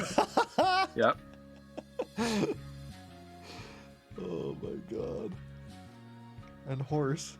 I don't know if that's Besides, if you doubt our experience, you know, who better to show us than you? Kind of like narrows his eyes at you, then kind of gives Boodle a disgusted look. Alright, you may have some food, but stay in the kitchen. I don't want none of my clientele looking at you. Thank you. And then he yells over to his bartender to go to deal with them. All right. And you see around the other corner of the bar steps a menacingly beautiful woman. Like completely pale porcelain skin, blood red lips, blood red eyes, blood red hair, and her shoulders framed by a pair of blood red feathered wings. And out of her forehead are sprouting a pair of a small, short pair of horns. Oh. And hello. she right this way in the kitchen. And she looks very we got streamception happening. Sorry. I realized that Autumn rated me, so I'm gonna chill on G Chili's. Anyway, sorry. I forgot that that's a thing when I'm streaming. Sorry, chat. She seems well, actually I would like you guys to roll insight, first of all, both of you. And then Foodle, I'm very I would like you insightful. to simultaneously roll a perception. Okay. So let me double check my sheet. Inside. God, my rolls tonight are crap. Okay, so 15 plus 5 is a 20 on insight, and then you said perception? Yeah. Okay. That's a 1. Oh.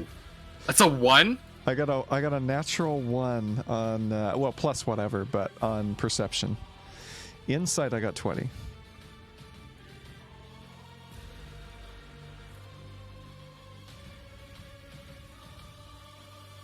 I don't know what that means, but I guess we're gonna find out.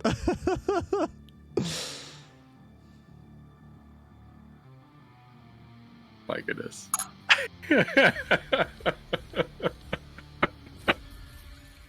Okay. So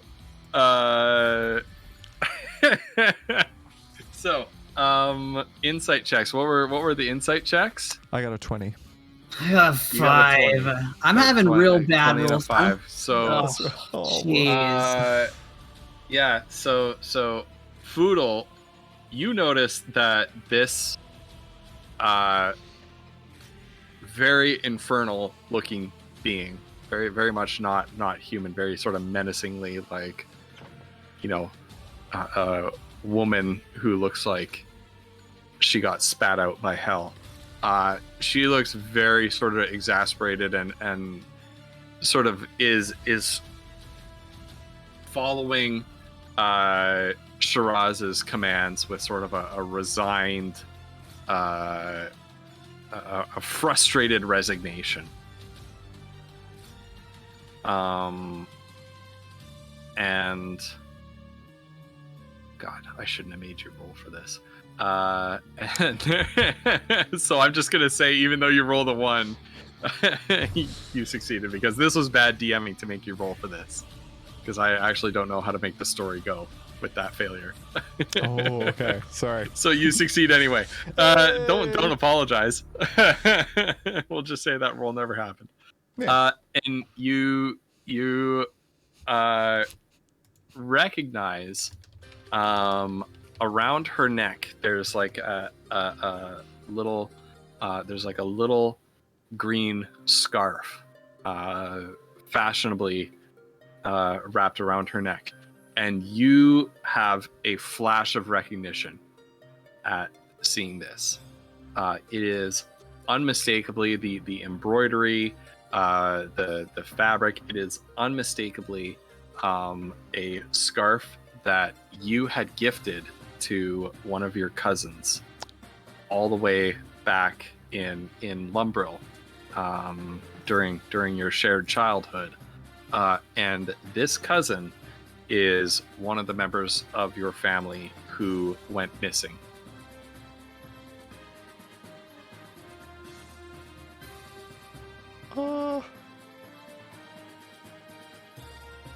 Also, good night, Commodore. What the fuck? Good night, Commodore.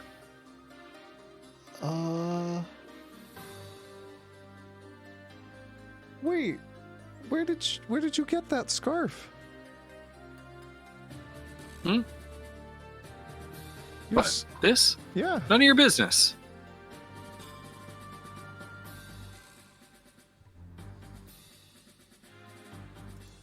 Okay. Just shoo before the customers see you. Let's go.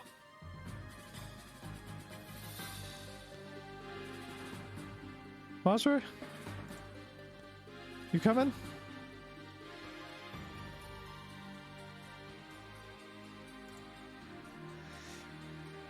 Well, What was that about? she's wearing my cousin's scarf. It's definitely hers. I don't know why.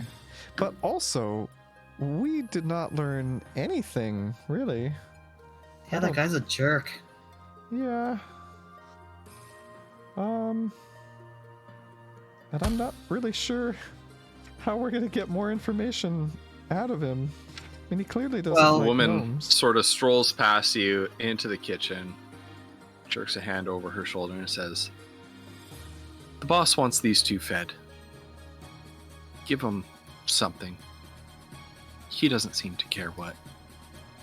And she turns around to go to walk away, and the gnomish chef walks over with with 2 plates, and he slams them down in front of you, and on each plate is half a loaf of stale sourdough bread.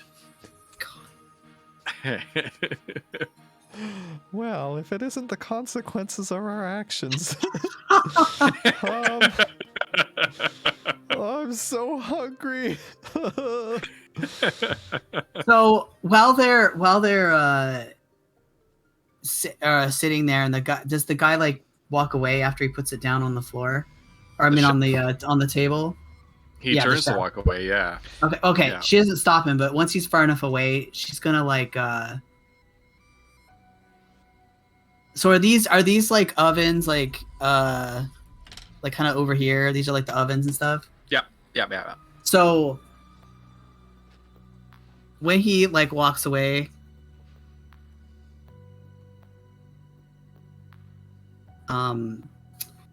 she'll like kind of pick up the bread and is almost like whatever, and like under her breath, like while she's kind of like pretending to eat it, she makes a little muttering sound, and it's gonna use that to try and make it smell like something is really burning. Oh. All right. And the gnomish chef stops and sniffs the air and turns around and runs to the oven, exclaiming, "It's burnt!" And he just begins to berate the kitchen staff. It's chaos in the kitchen. Looking around, is there any other exit to the kitchen besides the one that goes into the bar? Or the front area? There's another set of doors right here. So she'll kind of gently nudge Foodle and be like, "Let's come on." Oh, okay. Oh God. What are we She's just gonna very just actually wait. Because we're not in combat, so she can just do stuff, right? Yeah. Yeah.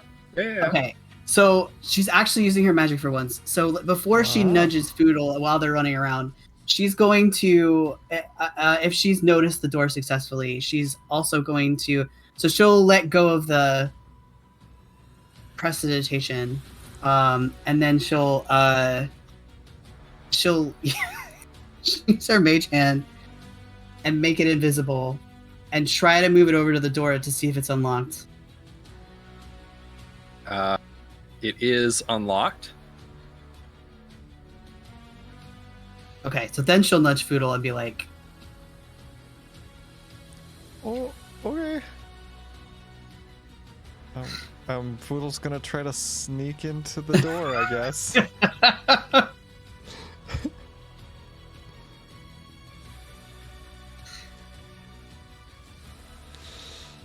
All right. God, what are we doing? Okay, roll. Both of you roll stealth at advantage because you created such a ruckus in the kitchen that nobody's really paying attention to you. Okay. my Oh, stealth. thank goodness for that. What are we doing? God. My rolls have been really bad tonight, so hopefully I actually roll. Okay, Foodle got an 18. Ooh, I actually did really good. Okay. 22. Thank goodness.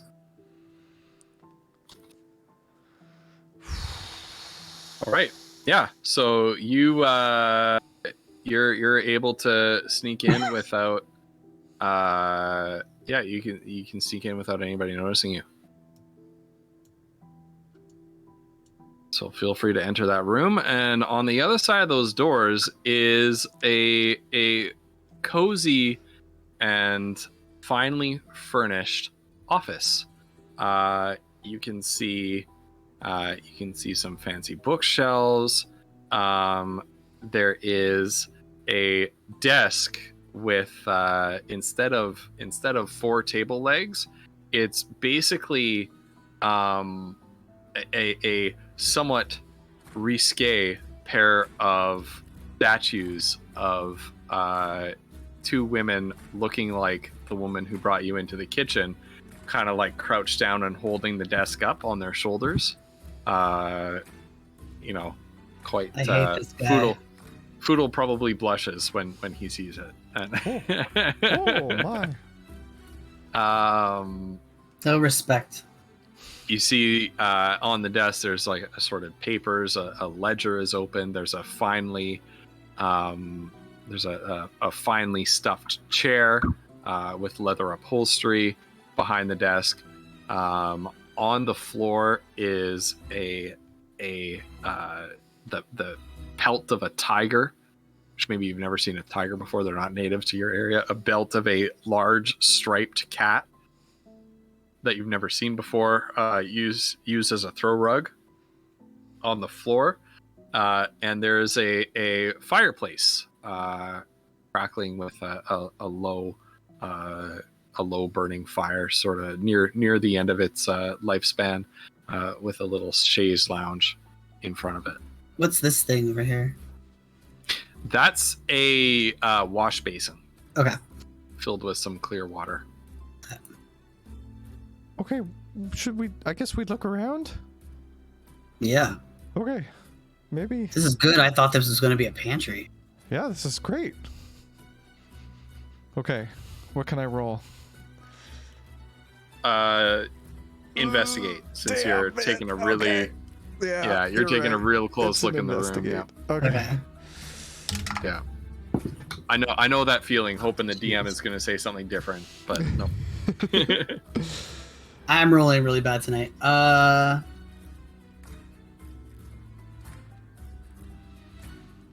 What is my investigation? Oh, +0. Oh. Good. Oh shit. Ooh, I actually cool. I actually rolled decently well. Okay. So I don't know if inspiration's gonna help. I got a 13. Oh god, Mazur, what did I did too, and I'm tempted to use inspiration as well. I have one too. you? I rolled really bad. Okay, yeah, then maybe. My investigation skill is very high, but I rolled really shit. So Yeah, maybe. this yeah. dice is betraying me. We need it, because we're gonna Okay. be really shit out of luck here in a second. I'm so afraid to use this dice. Oh my gosh. Oh god. Holy golly, choose. Shiraz is gonna hate us. Oh no. What? Sucks. Alright.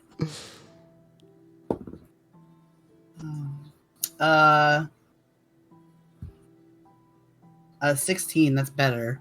Oh yeah. Not by much, but Better than my 13. Okay. I don't know why it's like roll 20 cursed my actual dice tonight. All right. You see some you see an open ledger on his desk, but neither of you are particularly like accountant minded. Squanchy the dice poppers. Oh my god, did you two see that on my Discord? Goodness, yeah. Oh, yeah. I did. Somebody made dice poppers. Yeah. Somebody makes like custom dice poppers on Etsy for D&D dice. Oh Actually my god. amazing. It is. I don't- But can I use my like business? Because I would have a ledger too to understand it a little bit better. Yeah, this is a pretty complex ledger because this is a business that's an order of magnitude Right. larger than yours is. Mm. But you can read some of it, but you can't really glean. And there's nothing that stands out in this ledger as like gotcha. You also both find on the desk several little bits of correspondence, letters sent back and forth, and you can see that Shiraz Shadeheart has been corresponding with certain individuals about trade in goods that they don't want the city watch or the royal government to catch wind of. Oh my goodness. Oh, Taralzabel, welcome. Thank you so much for the raid. Tara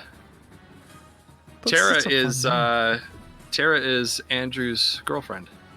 Oh, of course. Oh, I was like, why do I know that name? Welcome on in. Oh my goodness.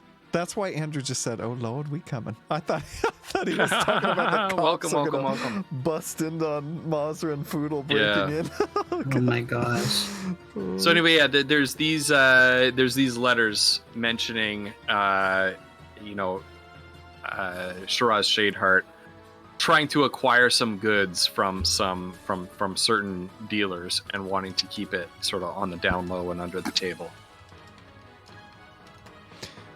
But the letters appear to be written in some level of code where they don't actually say what those goods are. Can I I've got my notebook. Can I just I'm not trying to decode them, but can I just copy down the shapes or the letters or whatever? Yep. Like into my notebook? Yeah, you can start to do that, yeah. Okay. So she's going to do that. Okay, and should we just take them? He'll know we were in here. I wouldn't take them. Okay, I mean, he might know anyway. It's too late for that. I know, he might know anyway. So I walk in and I see you two. Just what do you think you're doing? Well, we got lost. yeah, is this? Hold on, I was Foodle rushes over to the wash basin. We asked your we asked your chef where the bathroom was, and he pointed this way. I guess we got lost. And the winged and horned woman walks in behind Mr. Shadeheart, closes the door behind her, and without her eyes leaving you, turns the lock. This is not the washroom. No. Does this look like the washroom to you? Well, it's very fancy, just like There's the everywhere basement else. over there. Yeah, I just thought it was a really fancy washroom. Who sent you?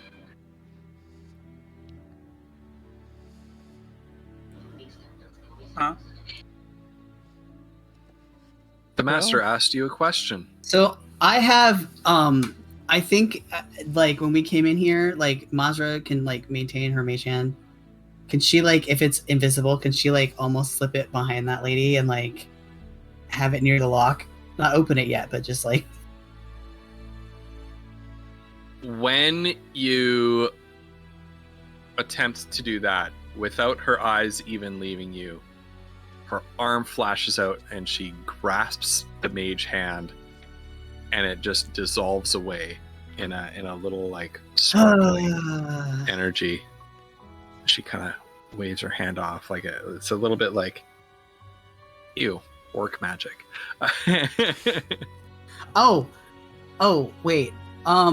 Hang on. Does she register as a strong evil to my senses? Does anyone within 60 feet of me? Where does that come from? From divine sense that I have now. Oh, yes. So anything that is she is an infernal being. Okay, and does anything in this space, is it desecrated in 60 feet of me? Oh wait, no. Yeah, that works. 60 feet of you? Well, it says I can detect people that are not behind a wall, but it doesn't say if places are behind a wall. It just says in the radius. You detect a place. No. Okay. So just Not her. a place. Okay. Just her. Totally forgot I had that. And she's like standing out to you. Your divine sense is like she almost burns your eyes to look at her.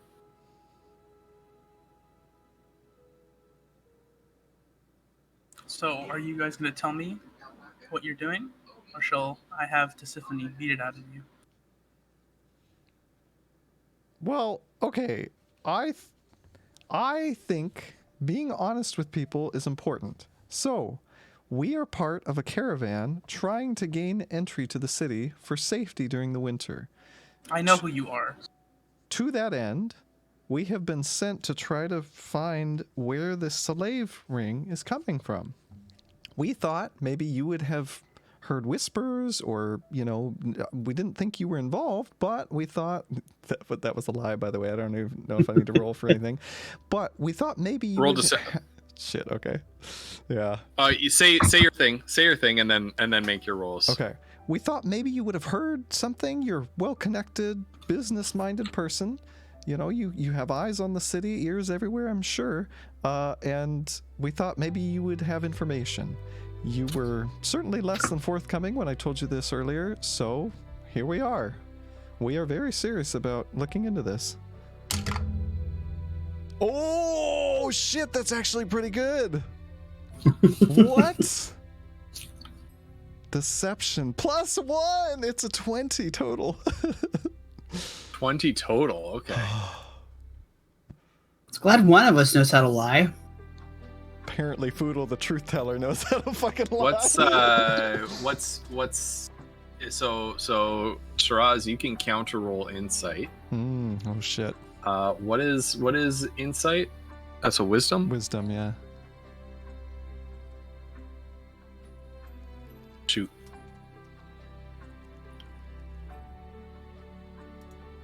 So, Tisiphone didn't catch you in your lie. What was your lie again? That we didn't suspect Shiraz. That was the only lie in there. The rest Wisdom, was right? Sorry? Wisdom saving throw? And no, it is insight on your character sheet. Oh, I see it.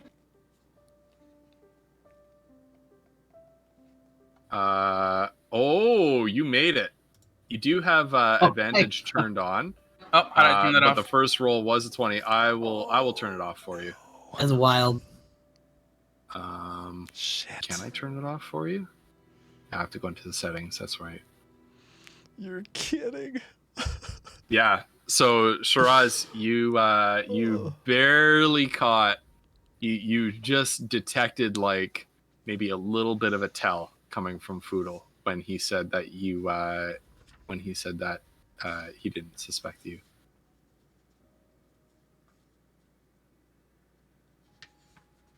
Okay, there. So I fixed it on your character sheet, so you won't roll. So that's advantage why anymore we're unless you here. turn it on. We're looking into the slave trade. If you have any information, please tell us. I just try to run my business. Why must everyone always assume the worst of me? Then he just shakes his head and like rubs his eyes a little bit. Tisiphone shakes her head as well. So small-minded, master. He just glares over at Tisiphone. So what are we gonna do about these two?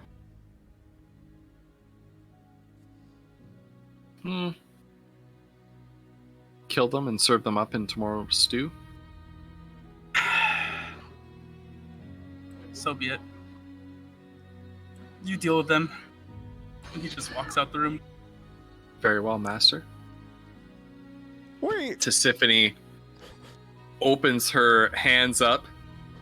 Her fingers elongate into claws, and there's a flash of fire coming from her hands. Oh God. No. Did he leave? Yeah. He'll be like, or Mazra will be like, so you want to be free of him, yeah?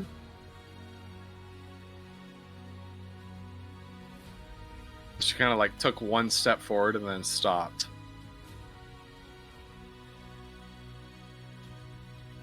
You think that you can offer me something? I mean, what would it take to free you? What would we have to do?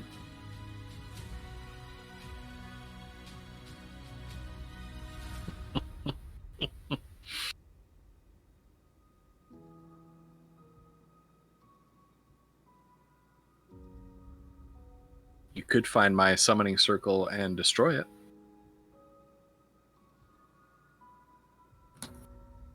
I assume it's not as easy as you telling us where it is? No. He's hidden it from me. Why do you think you could even find it let alone erase it without him discovering. You couldn't even sneak into this office. As soon as you did, it tripped off an alarm. We both heard it. You still got in here. That does make sense. You still got in here because neither of us suspected that anybody would be stupid enough to try to sneak into the master's office.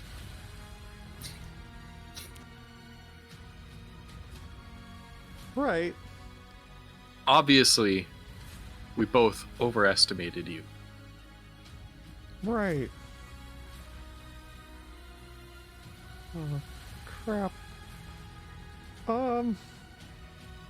And I guess killing him doesn't do anything to the summoning circle?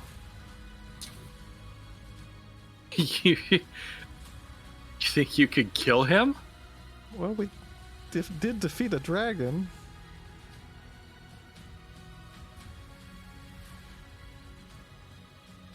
Roll deception. Shit. There's no way. It's a deception if it's Deception. You... Another 19 plus 1. and you're still on the good rolls tonight. What is happening? right. What is happening? Let's see. It's because Collie's taking all of my rolls and Cricket. it's adding to his roll. What the heck? What the heck? Okay. Monster's so proud of Poodle right now. What am I doing? Look, even if you are able to take the master on, I would have to help him. Oh, right. I'm bound to serve him.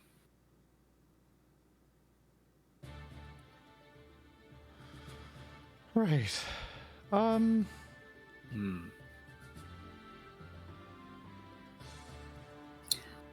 I mean, is there anything you want right now that we can give you? No.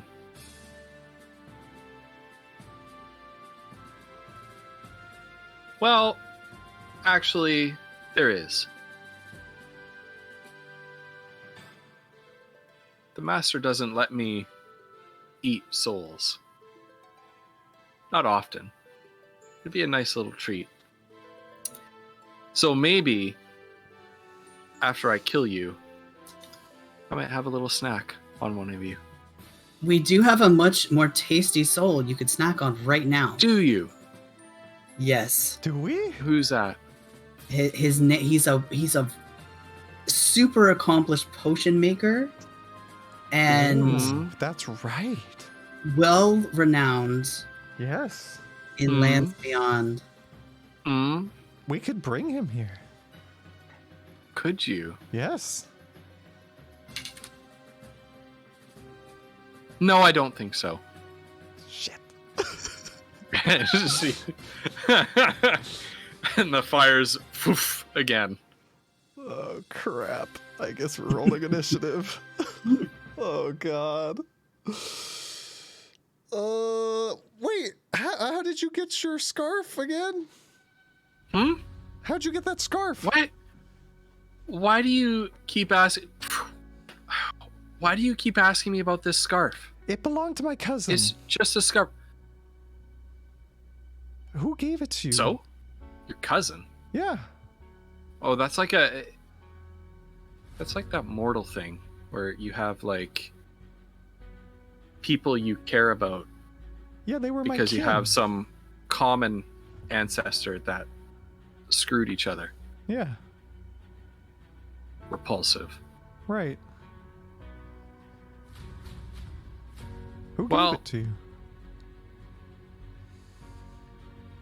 I suppose it doesn't matter. One of the boss's clients. You know, since we're gonna die, you could just tell us the name. Oh, we don't trade in names. The boss likes to buy all sorts of fun things that the stuffy, boring, dull, prudish rulers of this city don't want him getting his hands on. Are there They don't appreciate the kind of fun that the master does. any windows in this room? There are not. Just the door, huh? It's completely. And they didn't windowless. notice. She didn't notice any like openings in the floor or anything. Nope.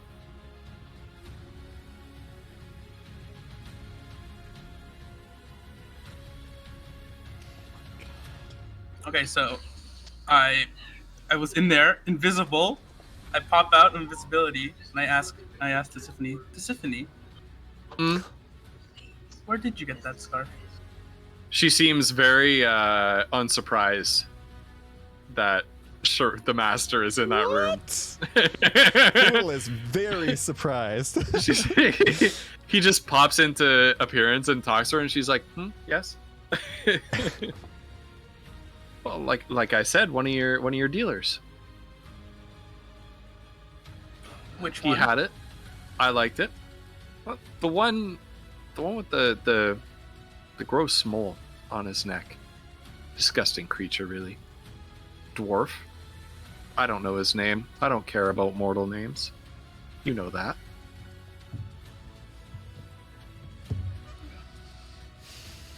I cast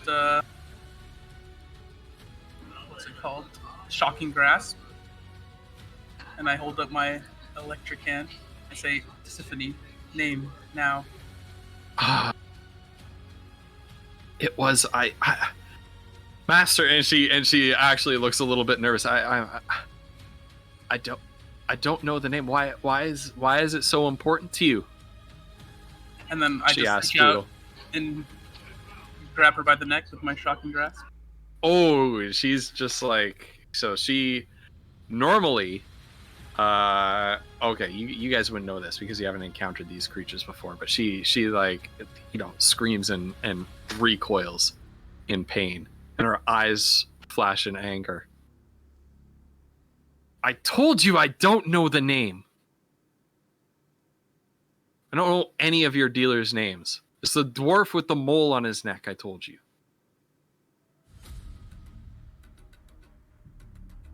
Do you know of any slave rings in my city, Tisiphone? No, I didn't see. I know how you feel about that, master.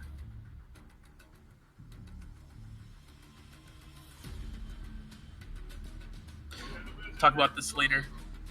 And then he looks over at the other two. He's like, come on, let's go. And he takes them to the cellar, I think. Is that where it is? Okay, yeah. And so the cellar, Oh, it's still you know that God. there's a book on this bookshelf that opens a secret door to the cellar. I can't tell if we're gonna die Never- or we will. Never let I them don't- take you to a what's secondary happening? location. Oh God! Are you What's two coming? happening? I guess. Fuck's sake! No. Tisiphone just stays behind and rubs her neck and glares. And Maja glances back and was like,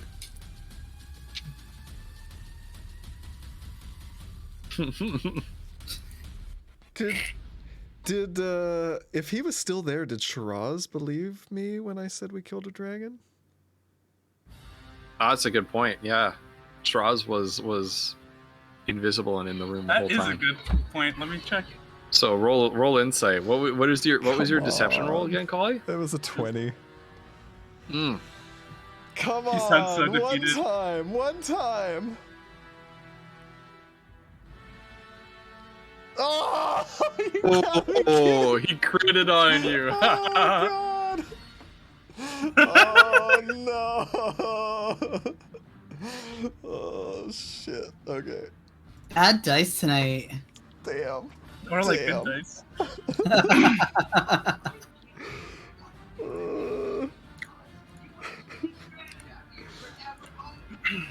Okay, so Foodle's gonna follow, like, very worriedly. Right. Monster, are you coming? So Oh yeah. Okay.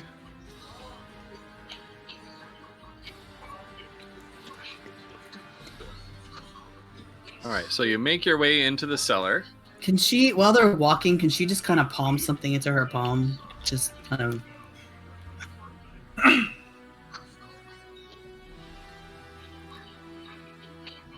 What are you palming into your palm? She's just to try, just because she's still wary about this guy. She was just gonna palm the little vial into her hand, not to attack him, but just in case.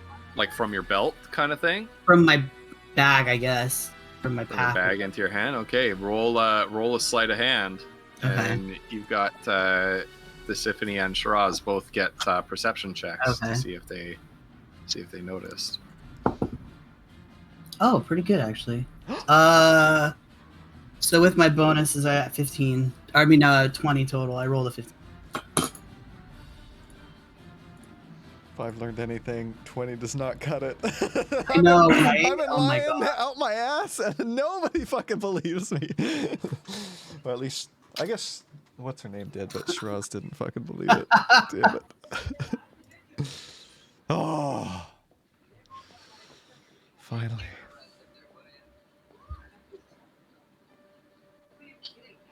All right. Yeah. So what was the roll? I got a 20 total. I mean, not total? wait. Yeah. Neither Yeah. neither Shiraz nor Tisiphone Okay. notice. Basically, she just. This may be stupid anyway, but like she just kind of palmed a. She has one. Actually, has two vials. She has one vial of alchemist fire, just as like a. Okay. Just because she's like. Wary. Okay. Yeah, and as Shiraz pulls one of the books off of the bookshelf, the bookshelf sort of swings open. There's a latch that clicks, and the bookshelf swings open, revealing a dark hallway leading to some stairs that spiral down beneath the ground. And I am going to let there is not a map of the cellars, but I'm going to let Shiraz describe what is in the basement of Shagrazd I don't want to as you walk through. Oh God. All right, so you walk through the cellar, and the first room just looks like a normal cellar. There's wine caskets and beer caskets, and then you go through a door in the back, and it's just a hallway with doors on either side, and some of the doors are open, and you can see through some of them, and you see some beds and some rather some stuff where people can have fun in there, and you also you pass by a couple rooms and you hear some noises that you wouldn't repeat elsewhere. Some pleasurable noises, maybe? Yeah, that kind. Mm-hmm. And then as we're walking through, it says eyes up front. Okay. Let's go. Right. And we go to the back. Of course. And we enter Foodle's one eyes are of not up the front. one of the rooms, and this room has some more supplies, and there is a hidden cellar, another door, a trap door that goes to the sewers. Can I ask, Mr. Shadow? Oh shit, Shadowheart? Shadeheart. Shadeheart. Sorry, I'm very nervous right now. Where are you taking us? To the sewers. Why? Is that If any slaves are getting transported in the city, it'll be in here.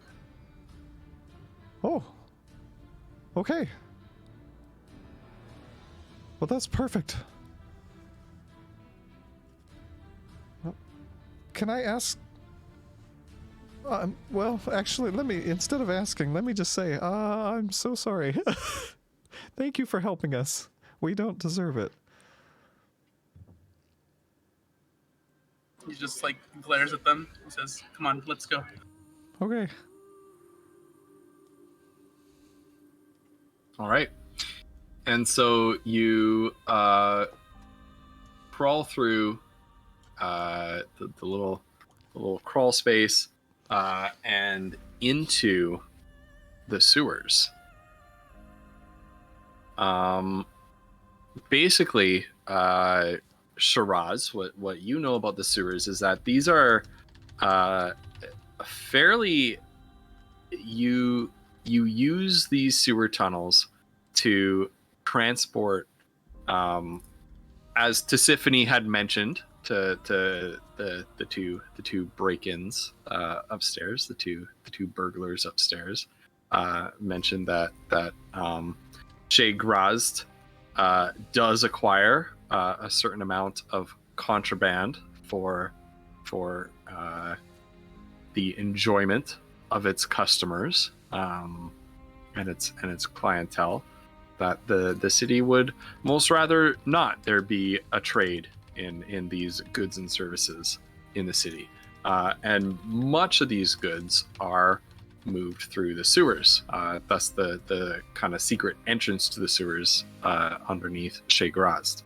Of course, Shiraz, to your knowledge, never slaves, and you also know that you and Tisiphone have spent a lot of time coming in and out of these sewers. Perfectly safe.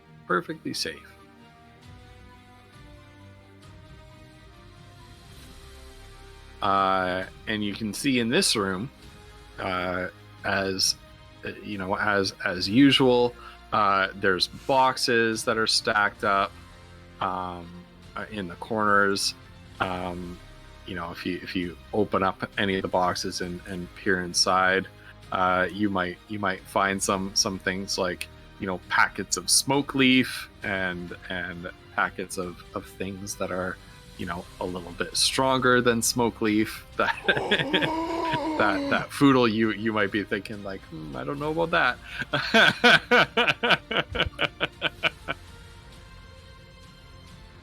There's things like narwhal horns and, you know, the kinds of things that get grated up into people's tea to, you know, to help them out. Right, yeah. To help them out. Yeah. There's you know, things that enhance and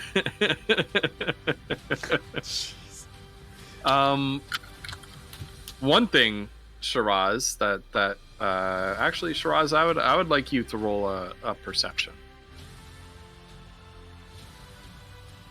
And only Shiraz. The rest of you don't get to roll perception.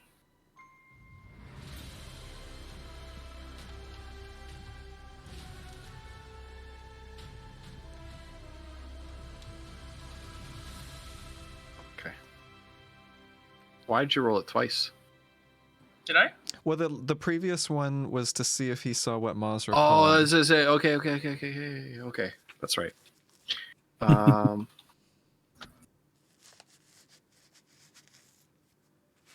Okay. That's a good roll. Shiraz, you notice that there are some large stones on the floor that normally aren't down here, and they're located here, and there's one in. Did that second ping go off? Here is the second one, and then there's one sort of in the middle of this this cesspool right there. So I just look over and I walk over to that first one that you pinged, and I just go and try and look and investigate it, I guess. Okay. Yeah, move your token over to wherever you're standing. See it? Like it's just black for me. Yeah. Oh, it's just black for you. Okay. Oh no. Hold on. Probably because he's human, right? So we would have the. Oh. Yeah. I'm trying to see where do I see that. Okay. No gnomish cunning. Yeah, so it is pitch black in here. So do you use like any sort of like cantrip, or do you light a torch? Let's see.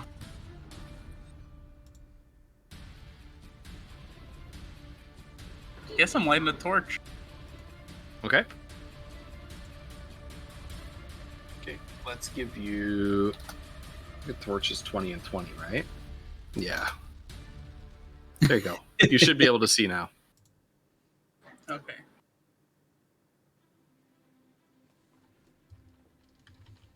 Okay. Yeah, and you investigate it. So roll and investigate. Nice.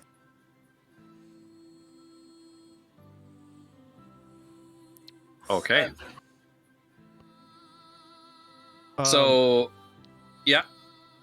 Well, I was gonna say Fudo's going to like tentatively walk forward and sort of say, "What are we looking for? Are there, footprints at a place that you're looking for? Maybe I can help." And These rocks- Shiraz, before you get a chance to answer, Oh, What? oh, oh my. What is that? you're investigating this rock, and you turn around as Foodle begins speaking to you, and Foodle, you see as Shiraz is turning around to look at you, behind him the rock moves and sort of raises itself up, and the stone camouflage appears to sort of coalesce into a recognizable form of a Grick, and it attacks Shiraz, and it actually critted on you, Shiraz. It got advantage because you didn't uncover what it was, unfortunately. Normally it has a multi-attack, but it only gets to hit you with its beak this time.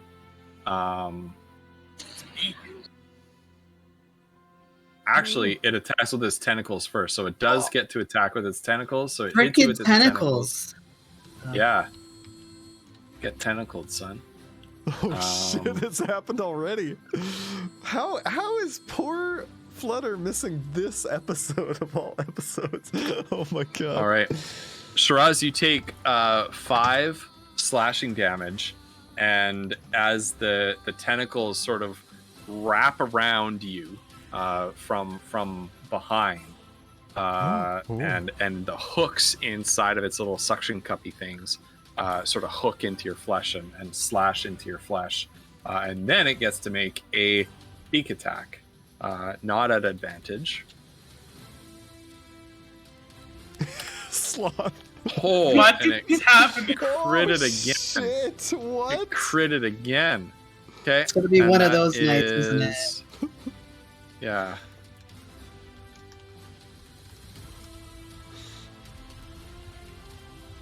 Oh, take 10 piercing damage.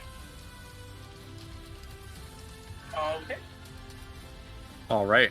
And then I would like everybody to please roll initiative as you see the rocks all Oh shit! kind of rise up. Oh, no. This is not my role. Do you guys remember where Good or you saw bad? these before?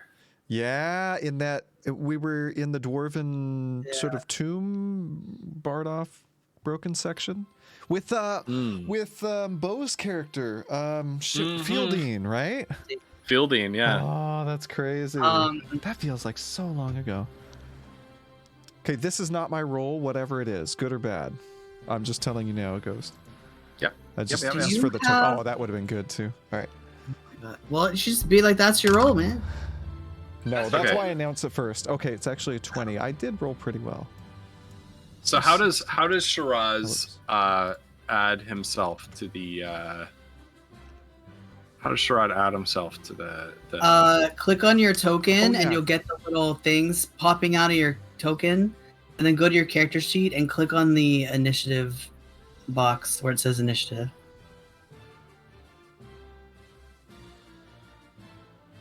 I'm confused. Wait, You did and it, though. did you click on your character, your token? So if you're looking at the stream, Shiraz, so my character is not selected, but if I click here, these things pop out. Hmm. And then if I click initiative on my sheet, I see. Yes. There we go. nice. Okay, And then you but can your edit it to be the original first roll. one. Yeah, your original roll was a 17, so I changed that perfect. for you. There you go. And then the Gricks are +2. So okay, so 17, 9, and a 13.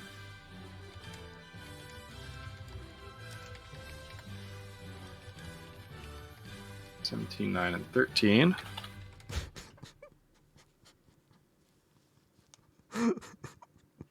Okay, and then all I need to do is put people in order.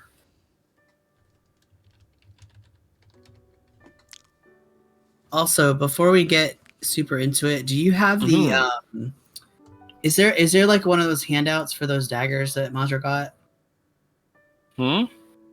Is there like a handout or the what I don't know if they're called handouts.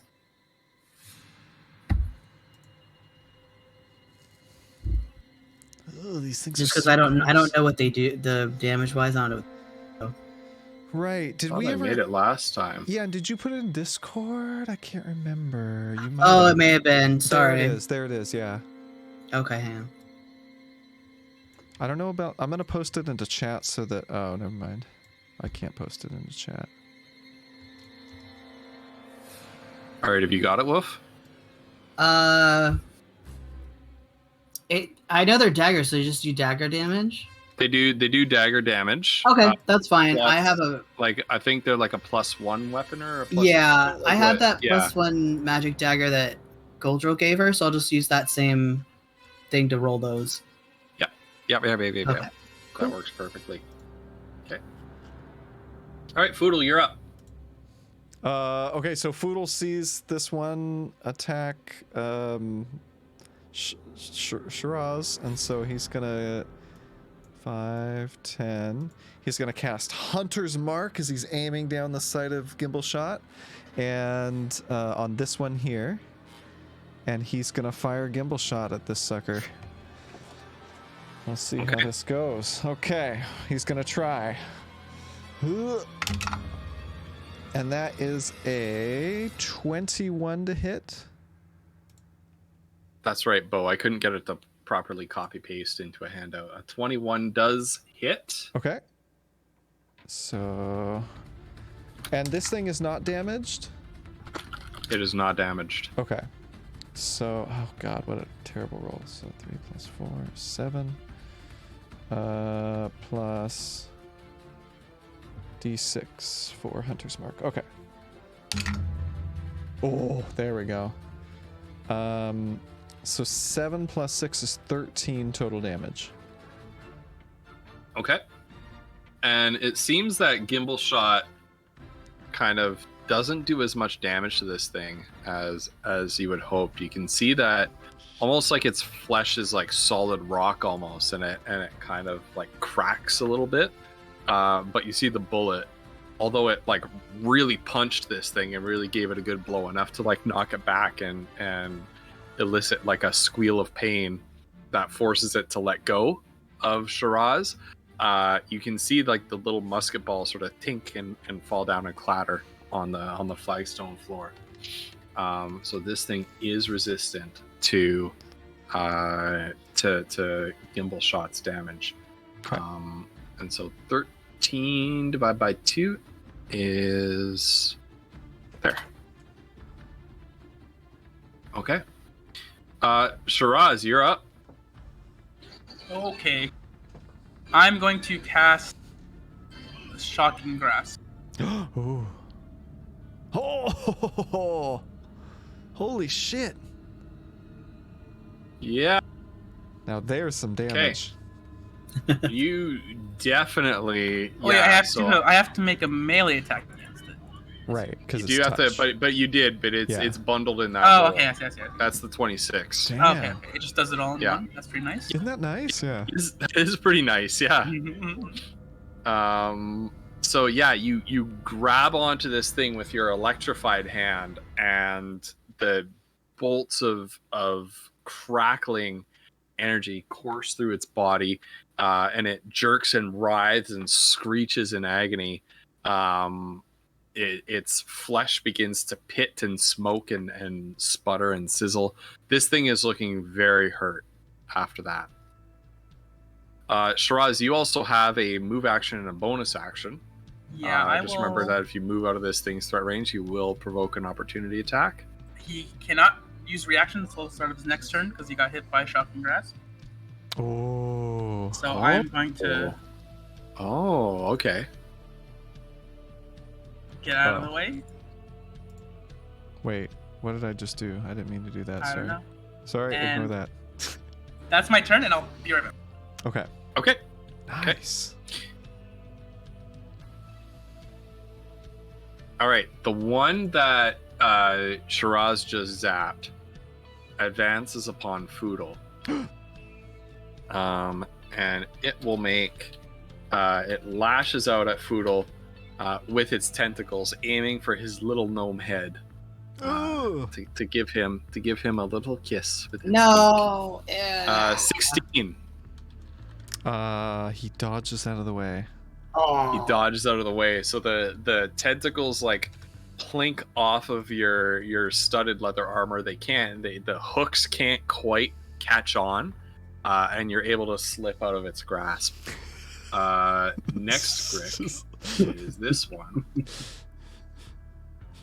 5, 10, 15, 20, 25, 30. The next Grick moves in on Mazra and attempts much the same thing. Just slithers across the ground, shockingly quick for its rigid, the appearance of its rigid stony flesh and its sort of lumbering size. Stop. It's just this whole fight. It's just amazing. Look, you put these enemies in here. Can we? I Hold think on. What's the they're uptime? cool. I think they're cool. Wait, what did I miss?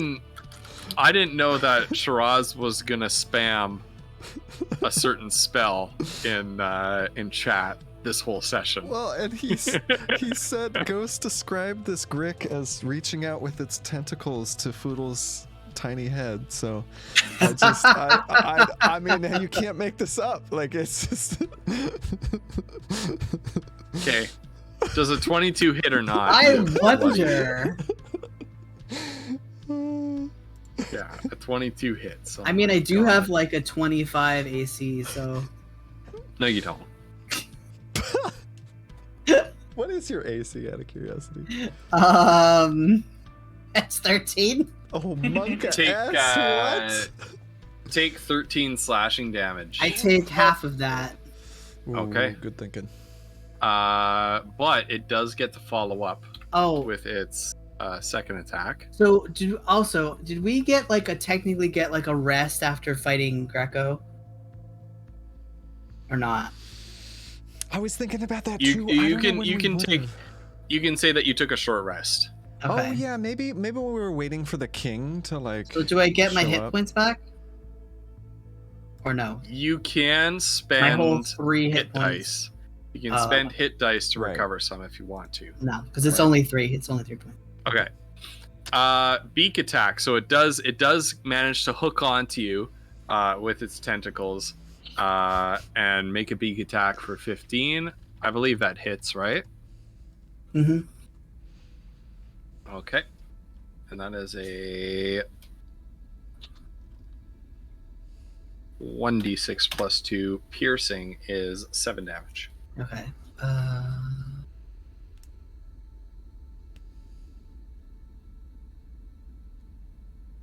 Okay. Okay. Okay. All right. And then it's your turn, Mazra. Okay. I'm just mathing.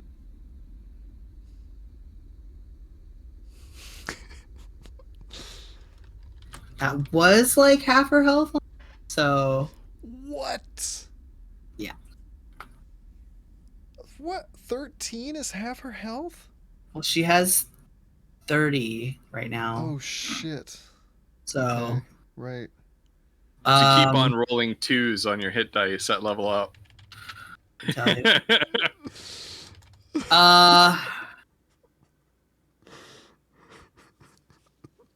So she's gonna go.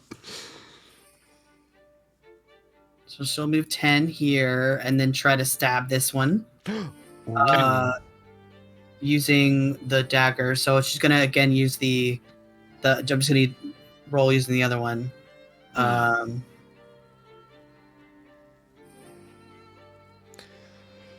Advantage. Well, does You that have advantage what? because you're flanking. Oh, sorry. Sorry, I had a dirt moment there for a second. I thought that's why you moved there. Yeah. Okay. So, and she will get sneak attack on that. Yep. And it is a magic weapon. So. Yep. So she like has those new daggers down the. Well, Greco gave them to her. In the moment, she's despite her previous caution, she's feels a bit of a feeling about them, and just kind of pulls out. We'll say that she pulls out the blue one and uses that one. Just All right. stabs it. Sure. So roll your sneak attack. Oh yes, Damage. I'm sorry. Yep. Sorry about that. Nice. Sneak attack, man.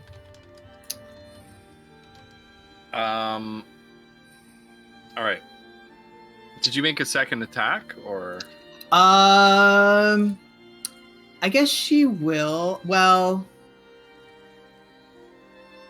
I'm trying to decide if it's better for me to do that or move back, just because if it hits her, then she might be a little bit screwed. But you know what? I'm gonna have her do it. So as her bonus action, she'll do that, and then I don't remember what it was. Just a roll minus the dex modifier, It's a right? roll minus proficiency. Okay. You don't get proficiency on your second attack. What that is. Anyway. So that means it's slightly less likely to hit, right? Because our Right. proficiency is. Yeah. right. Yeah. So that doesn't hit. Okay, so that's fine. That's her bonus action. Okay. And then she didn't take her full move, so Mhm. actually, you know what? No, she's gonna stay where she is. The final Grick moves, and then Foodle, you're on deck. Okay. So 5, 10, 15, 20, 25. It's gonna move up, and they're gonna bully Foodle. Ah! Finally. So it lashes out at you with its tentacle attack. Foodle smacks the tentacle away. Sorry, chat, with his butt of his musket. Okay. Nice. Okay, and then you get to take your turn. Okay, and so Foodle, he bats the tentacle away, and he, with one swift motion, brings his dagger around and tries to finish this one off. So, here we go. Come on, big money! Ooh, is it a +7 for the dagger? Hold on. Okay, so 18 to hit. Okay, that's a hit. Oh, okay. And then a D4. Ugh. Come on. Okay. And then Hunter's Mark. Oh my god, are you kidding me? 7. And then it's injured, so Colossus Slayer. Ugh. Okay. So this is 6, 7 plus 4 is 11 total damage. 11 total damage. Is that with a magical weapon, or No. Basic not? dagger. Well, listen, even halved, it is enough to get rid of this guy. So you punch the dagger into it. You feel some pretty stiff resistance against that dagger, but it cracks through the rock-like hide of this Grick, and into the soft gooey innards, and you kind of just cut that up with the dagger, and it screeches and writhes and just flops to the floor. Okay, and then for Foodle's bonus action, well, first he's gonna move right here and reload his musket, and that's his turn. Okay. Shiraz, you're up. Okay. All right, I'm going to move here, and I'm gonna take my wand out and hit him with a lightning bolt. Oh, what? How do I use this thing? Did you move there so you could lightning bolt it up its butthole? Sort of. Have you checked your butthole? That song is way too good. So let me look. So the wand has 7 charges. While holding it, you can use an action to expend 1 or more of its charges to cast the lightning bolt spell at save DC 15 from it. For 1 charge, you cast the 3rd level version of the spell. You can increase the spell slot level by 1 for each additional charge you expend. So Yeah. you can power it up to increase the level that it casts lightning bolt at. Yeah. So I'm just gonna cast it. I'm just gonna use one thing. One. Okay. Yeah, and then it's a 100-foot line. Yep. And all creatures must make a dexterity saving throw, and they take 8d6 on a failed and half on a successful. Okay. So dexterity, is it? Yeah, dex. Okay. So the one nearest to you saves, and the one further away misses. Okay. So 8d6. roll the damage. Holy crap. And can 8d6. Oh my god. So 27. So the one nearest you takes half that damage. What?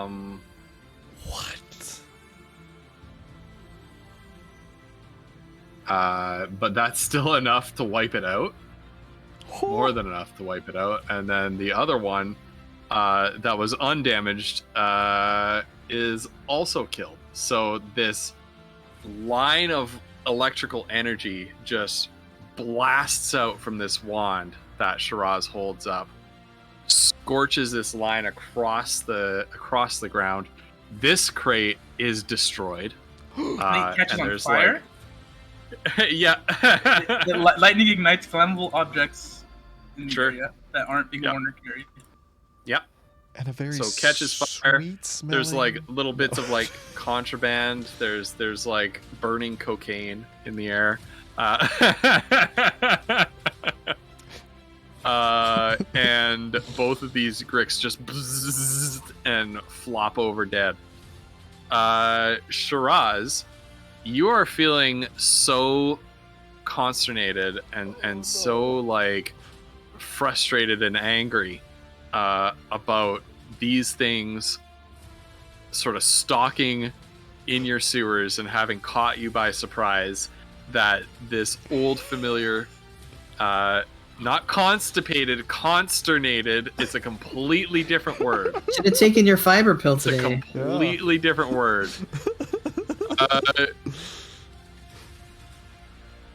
Sloth constipated is a mood? Oh my goodness. It is. No, seriously. Oh my gosh. I realized I gotta stop eating something. Anyway, it doesn't matter. Thanks for sharing. Oh my gosh. Was that an overshare? I'm sorry. I'm sorry. That's okay. That's okay. That's okay. We'll pretend like Tell I us never- That's okay. more. Delete the okay. VOD. Yeah. Quick, delete the VOD. Delete the vinyl. That there's this old primal sensation that wells up inside you.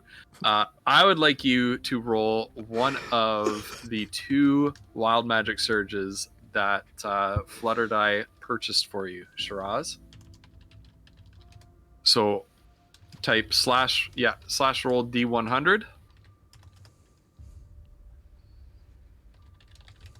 Oh, okay. Okay, 62. Now, Shiraz, as a much more experienced wild magic sorcerer than Kiona is, you do have a little bit more control over your wild magic surges. So you can accept the roll of 62, or you can choose to whatever happens at 62, or you can choose to have the surge either after it in the list or the surge before it. I'll do the one before it. I Whoa. regain so what is my that? lowest level expended spell slot. Nice. No way. Nice. So that spell slot you used to cast invisibility, you get that back. Mm-hmm. Nice. That's so cool. Oh, was it 69? Oh wait, no. Okay. No, it's only it only goes by twos, Damn. unfortunately. So the one after 62 would probably be like either 63 or 64. I'm headcanoning that it was 69. Oh my goodness. It has to be in 62 for the next minute. You must shout when you speak. Oh, that would be shit. amazing. That would be amazing. Shiraz has to shout for the next minute. That would be so good. Mr. Shadeheart, that was amazing. What wait, Mazra, we've seen these things before though. What were they doing here? I don't think I'd ever see those in a city. Yeah. Well, that can't be good. I guess let's be careful moving forward. In fact, maybe I do have dark vision. I could maybe scout ahead. All right, take the lead. Okay. Before he leaves, Matra's gonna go. She is going to give him the dagger that Goldro gave her, and she's like, "You should use this."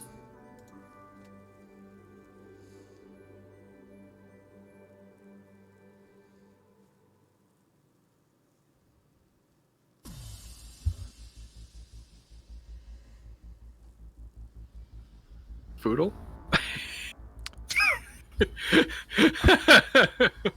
Well, aren't they part of a set? No, this is the other one. This is the one that. This is the one that Goldro found. Oh, So this okay. the one she gives him is like a plain dagger and not. Oh, thank you. Yeah, she's like this. This will hit them better. Okay. Thank you, Mazra. Yeah. Sorry, I was just like, it's so in shock. Like, what? You can't give me those? It's just like, anyway. Okay, so And she will. Is it a plus one? Yes, it is a +1 magic dagger. Oh, okay. Yeah, so it'll do magic damage. So Yeah, so plus it's one just a to +1 hit dagger. and Yeah. +1 on damage rolls. And +1 damage. Okay. Yeah. Oh, that's cool. And it's magical. So creatures that have resistance versus non-magical damage, like Gricks do, they don't get their resistance against this dagger. Nice. Mazra, thank you. Okay, well, everyone, be quiet. I'm gonna see what's up ahead. And so Foodle's gonna like scoot up a bit. Ugh. So while you're doing that, Okay. just I'll just chill. quick pause. Yeah, Yeah. just a quick chill on that.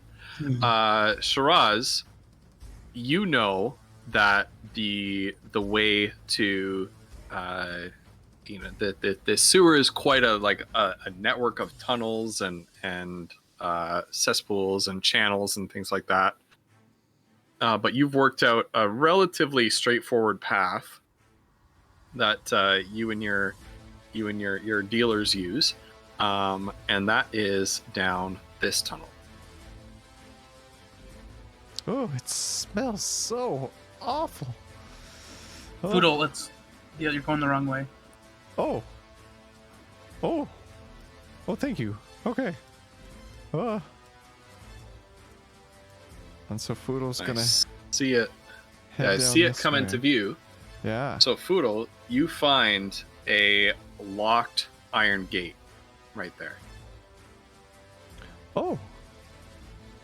It looks. And Shiraz, there's that gate is normally not locked. It looks locked. Do you have a key?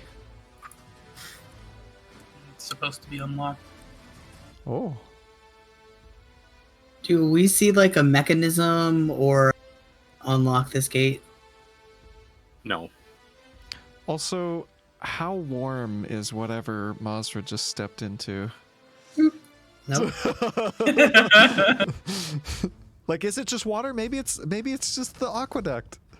This is like the. Doesn't seem super clean, but Okay. you don't see any poops floating in it. Okay, that's good. Oh, wait. Take the wins where we can get them. Also, Ghost BDH, thank you so much. That's incredibly cool of you. Ghost, my fellow disembodied spirit.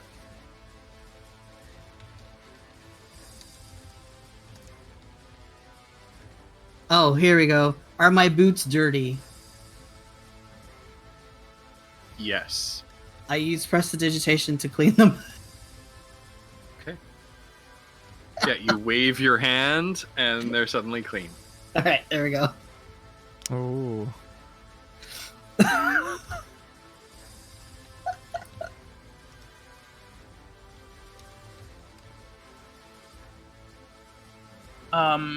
So there's like we don't see any way of getting through this door. No, there's not even you don't even see a locking mechanism on the gate. On the other side either. Not on the other side either. Okay.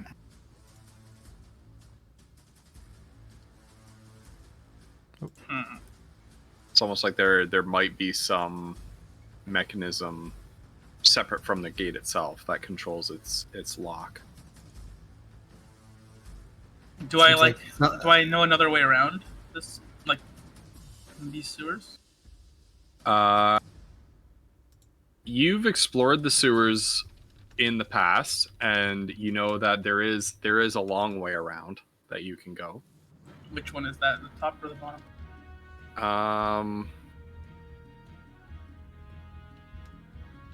This path, the bottom is quicker, more direct. Okay, so I'll just say like, all right, guess we're taking the long way, and then I start to head over.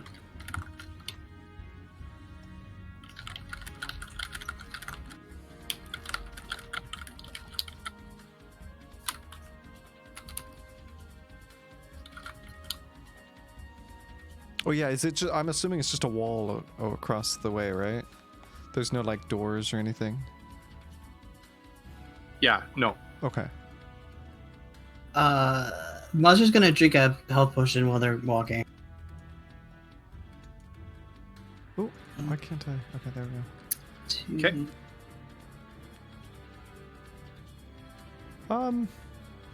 Well, okay. I guess you think this way. And so Yeah, Fudo's Take the gonna lead. sneakily sniff his way down this way. Okay. And you see both pathways through this channel.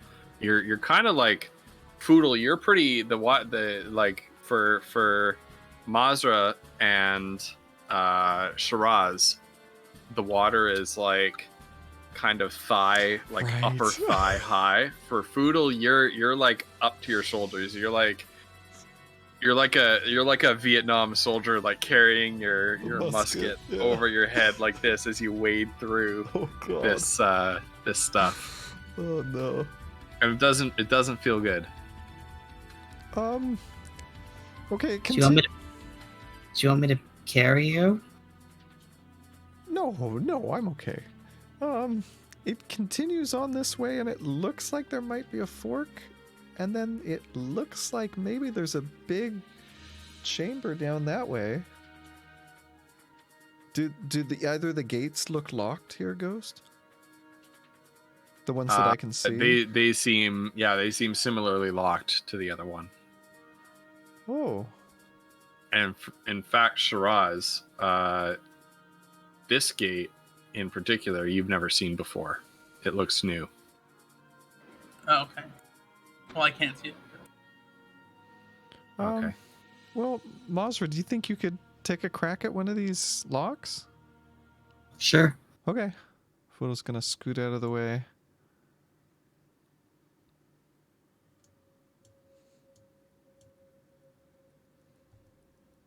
So where are they? Oh, there's one. If you keep going down the way, There's one yeah, there you here, and there's one here. go. Yeah. Okay. So Shiraz said the downward path was the better one, or the one to the left? Well, he didn't say anything. I don't. All think. he said was this path that you went on here was Okay. the more direct Which way. would I say is the Which direction? professor? Oh. This way. Oh. Okay. Which way you would say, yeah. So Okay. she'll go down to where it is, and take a look.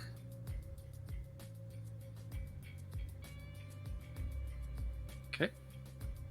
I want you, as you advance upon it, I want you to roll perception. Okay.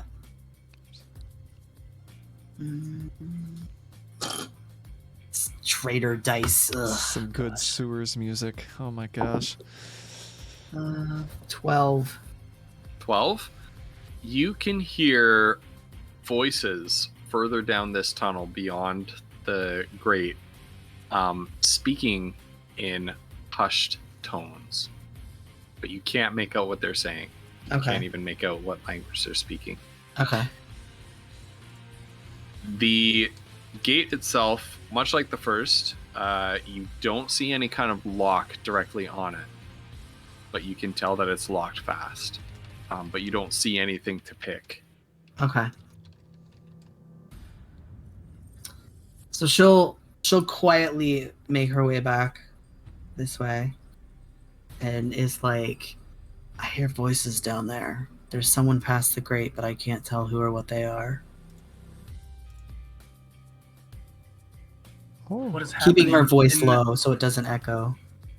So he's just Shiraz is just really frustrated. He's like, "What is happening in my sewers?" And he's starting to get a little angry.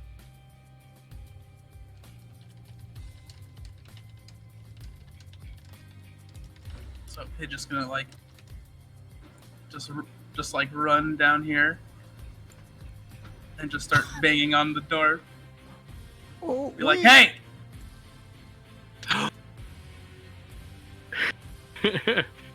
Can you guys can roll like a dex save to try to stop them Oh. Okay, I'll try. versus Shiraz's dex. Oh my god. Do oppose, not dex save. Do dex just straight dexterity against each other. just a dex? Yeah, just a dex roll. How do I do it? Just a dex roll." I think you can just click on the Yeah. not that's the it. name. Oh, 6. All right. So as you're walking, as you're like sort of like sloshing your way up to the gate, Mazra's arm catches you. She's like, what the hell do you think you're doing? These are my sewers. Who the hell do they think they are? I mean, sure, but you want to get shot in the face? He just like scoffs. But then he kind of calms down a little bit. So, what do you plan on doing then? You're the thief. I mean, I think if you want to try and pull someone out here, there are different ways to do that don't involve, like, announcing that we're all here. Well, I think we should hurry. I mean, it's getting late.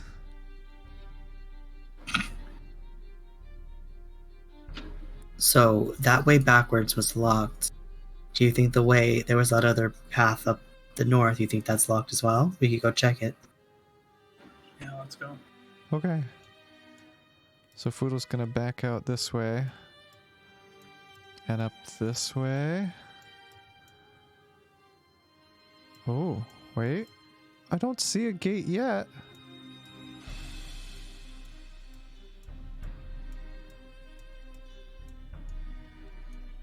Oh.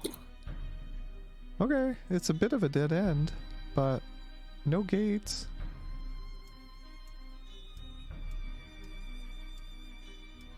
Oh, Okay, hold up right there. oh, okay. Hold up. Oh, sorry. Yeah, we're kind of splitting off a little bit. And this gate is the same as the other gates. Yeah, I think this is the other side.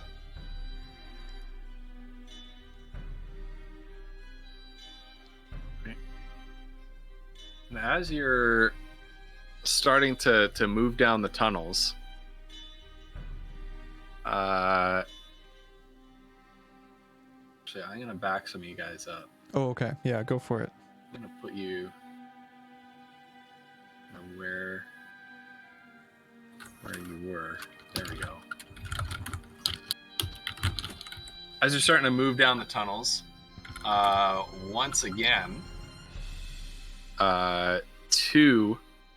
you see two rocks, rock forms start to loom up.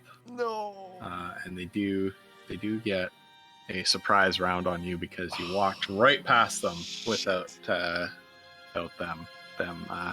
being detected. So the one. Does passive perception do anything? What is my I got 15. Not Okay, against rolls of 22 and 21. Okay, nope. Not even close. Oh shit. What the butt? Wow. So they kind of come up behind you as Shiraz and Mazra, you're walking into the tunnel to follow Foodle into the tunnel. And these things just loom out of the water behind you like in Aliens, and just and they are going to get a. We're going to do the one attacking Shiraz first. Oh. It's a 6. Get wrecked. So Shiraz, you manage to detect this just in time to avoid it. The other one, 16, Woof. No. Okay. Get wrecked. The most dexterous member of the party. Are you? You need some of that magic armor. Okay, 7 damage. And then it gets to make it latches onto you with those clawed tentacles and attempts to burrow its beak into your back. Oh. Bo, I need some magical armor, please. Oh my god.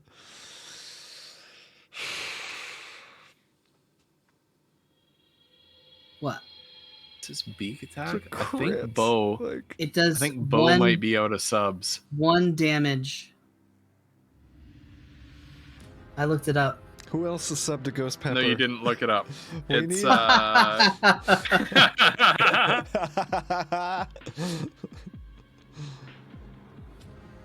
9 damage, 9 piercing damage. Okay. Person was not here. Most of the time I roll out in the open, unless it's gonna give something away. Or Hey, Bo's the best. Okay, so she takes half of that. she takes half of which? The 7 or the 9? Well, the 9, of course. So half of 9 is 5? I think half of 9 is 2. No, I don't think so. I think you need to go back to middle school math. Look, I'm trying my best. Like elementary math. I'm glad she took that healing potion. Yeah, jeez. Yeah. All right. And then everybody can roll initiative. This is not my initiative roll. This is my initiative roll. Oh, I keep critting initiative too. Oh shit. Haha. You keep Oh. declaring it's not your initiative roll, and then. Oh, wow. Oh, That's the only crit I'm getting tonight. Ooh. Isn't a crit on initiative the worst? Yeah. Yeah. An 11 and a 19. So 11 and 19. All right. Foodle 8. Oh dear. All right, Mazza, you're up first. She's actually going to go. So if she passes this one next to her, she can get. If she moves out of there, is she gonna get an attack of opportunity? If she moves Well, you have that feat that. I means do, you but don't I take have. attacks of opportunity. I do, but I have to attack it though, and I don't want to attack that one. Oh, then yes. Unless you spend your bonus action to do your cunning disengage. action. Yes, she's Yeah. gonna do that then. So she will Ooh, disengage and then go. Right. So to move here, and then attack this one right here in the middle. Okay. Where's my cheat?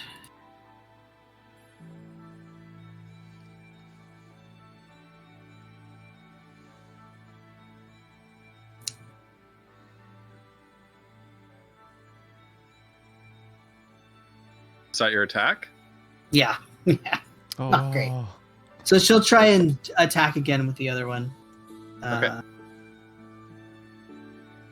No, wait, but you already used your bonus action to disengage. Oh, I did. Yes, never mind. So Yeah. that's that. So she moved. She was here. She goes.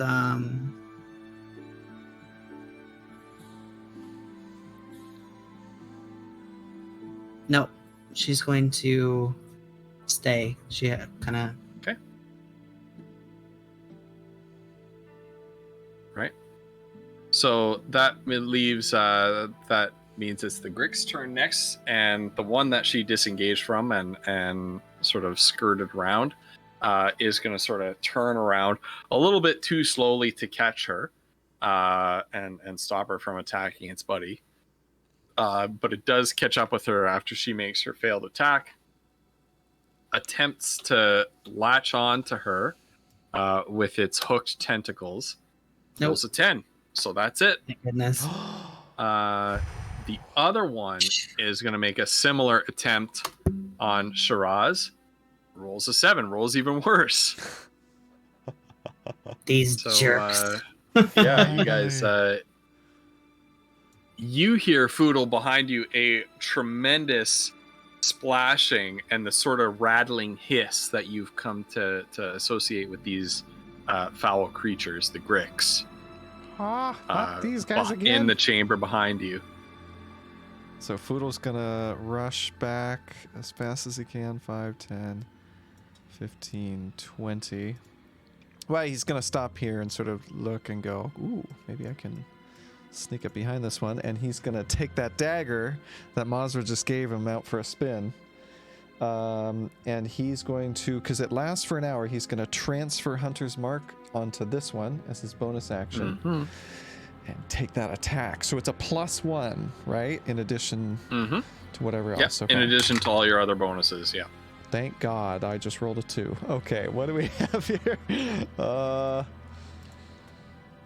Ooh. Gosh. So that is a +8 total. So what Foodle's going to do is he's going to really focus up. He's going to use a superiority dice to see if he can get a precision attack, maybe right in the beak or something. Ooh. Come on.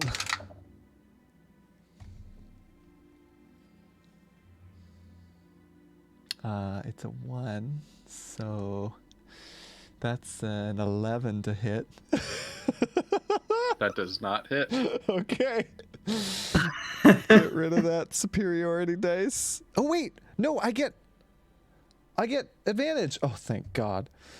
Oh, Yes, you roll do. again, quick. Yes, you do.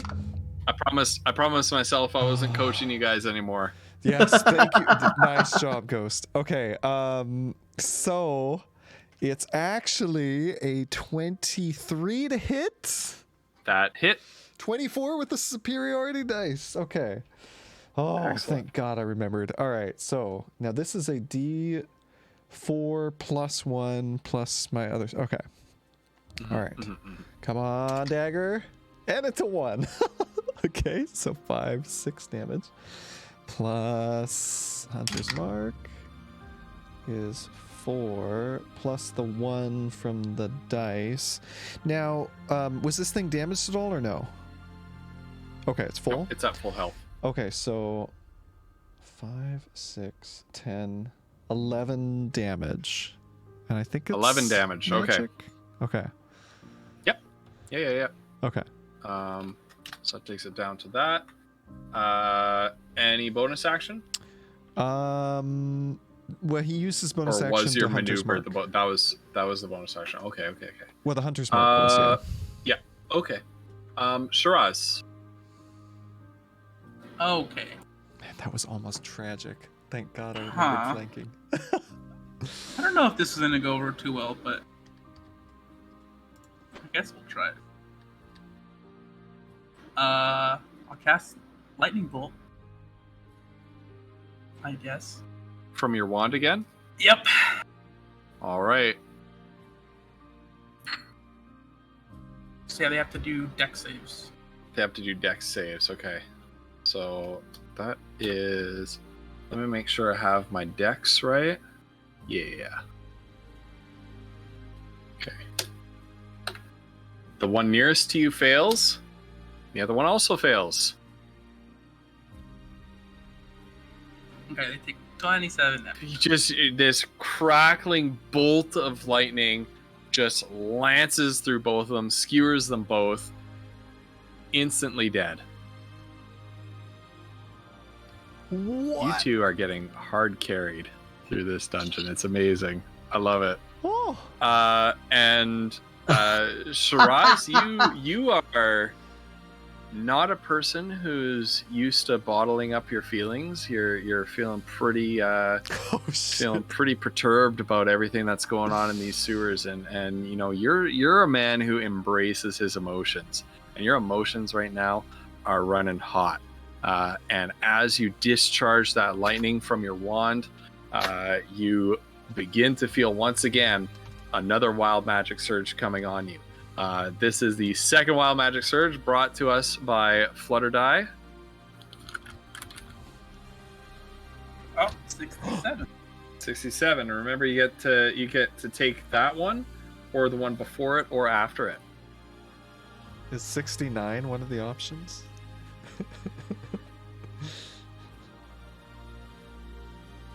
Alright, I'll do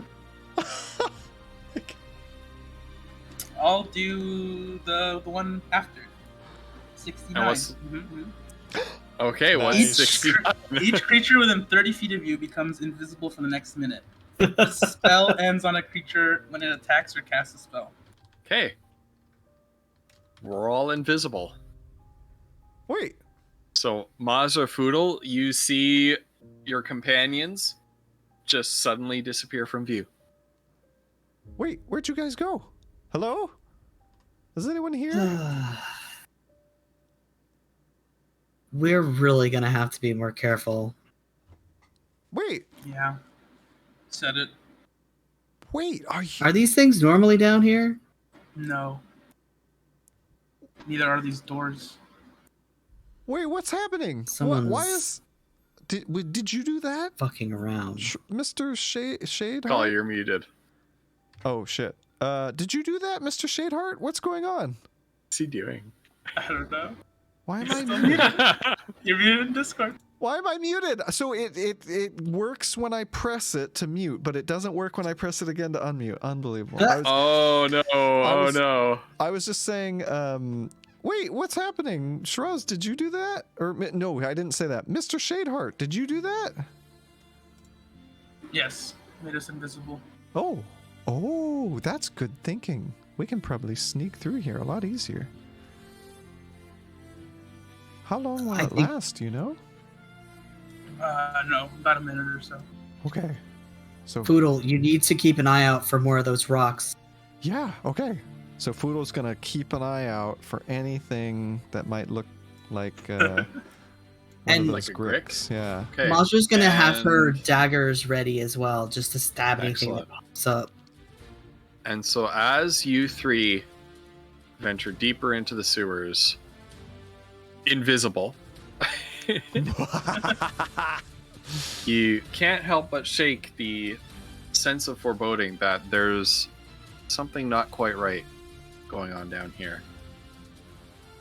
Shit And is weird. that is where we're going to leave it for this week. Oh shit! Hang on, I'm gonna move my token all the way down so I can see everything. Oh my! No. Don't you dare! Oh, don't you? No, you Oh better move my your tokens God. right now. I'm gonna destroy you. Fucking wolf. I'm not gonna. You Just do it real quick, real quick. Animals. Real quick look. Oh my god. Did you guys see Bo's comment? They're so right. Oh my god. Probably loves getting hard carried through dungeons by Literally sorcerers. the second Yeah. time. Hard carry me harder, daddy. Oh, seriously. Holy shit. That's Yeah, amazing. sudden power word kill. Yeah, if you guys, yeah, anybody who moves a token to take a peek, there's a mouth that appears on the wall. That's right. And it speaks power word kill at you. This is some not to be fucked with slavers, alright? Yeah. Whatever's going on down here. Which I think power word kill is like a level 9 spell, so it's like one of the most powerful spells in the game. Yeah, Give me what's the if I'm not timestamp? mistaken. Uh, For what? Uptime? Let's see. Yeah. There we go. Okay, thank you. Yeah. I know it's true, Nobo. God. He's so small anyway. Oh man. Look, small in That stature, was a big fun. heart. Oh my goodness. Right. I cannot believe that was a really fun session. Yeah. And I'm pleasantly surprised by that because it was so hard to get the engine running tonight. Really? It was so tough. This You've was been a slog wiped out, to get yeah. started. But we did it. I'm sorry. We did it. Yeah. No, that's life. That's life. And that was so much fun, Shiraz. Thank you so It much for was. playing. Oh my god, I love your character. I mean, Foodle is not the biggest fan, but holy Yeah, crap. thanks for having me. Yeah, dude. Yeah. Yeah. That's amazing. And you're if your schedule allows you're welcome back next week to finish off the You can't leave us, Tale we'll of Shiraz die. Shadeheart. Please, we will never survive. Oh god. Yeah, I'll try to be here. Okay. Yeah, that'd be amazing. I know that your schedule is not really set, so you can't be 100% sure at this point. But so we're just happy to have you, and we hope to have you again. Yeah. And chat, thank you all for being here. You peeps are amazing. All the bits, the subs, the chatting. You guys are freaking hilarious. I kept having to look away from chat to keep from cracking up constantly. Oh my god, this chat. There are some funny gags in the chat. Seriously, a bunch of And clowns over here. we have a couple more Wild Magic Surges on the books that we are going to make sure to get through. Yes. Next session. I Indeed. think with Flutter away, next session is going to be pinging back to my channel again, and then we'll pick it up from there, wherever we are in the order. I don't know, but Right, man, yeah. I hope Flutter has a great vacation. We're sorry to miss her, but this is a load of fun. This is a load of fun. And she's going to be You getting some guys family are- and friends time, right? So Yeah, That's good. which is really nice. Mhm. It's so hard to there's a lot of us who through this pandemic haven't seen family and friends in a very, very long time. And I know that applies to Flutter. So speaking of which, I was told that so basically, I'm doing my 1-year anniversary stream on Saturday, and I was commanded by my wife to make sure to remind everybody that Megan is going to be doing a fake history corner during that stream, and there is my wife commanded me, Roland.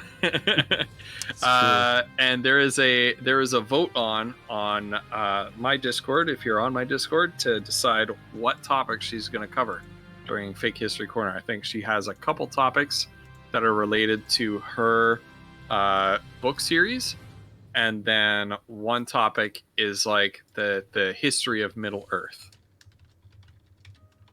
nice.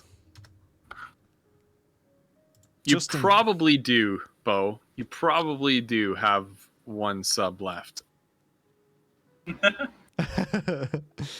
Yeah, it's sort of because Ghost usually does like real, like, cool real history, and Wow. it seems like Megan's gonna turn that on its head for this stream and do some interesting fake history, which I think is genius. It's gonna be really fun. Yeah.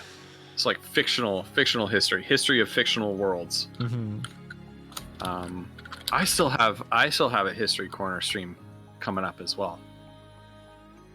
I can't wait for that one. It's going to be the Bronze Age collapse. I couldn't choose, Megan. really Was I cool. only supposed to choose one? Shit, I feel bad now. I realized I wanted them all.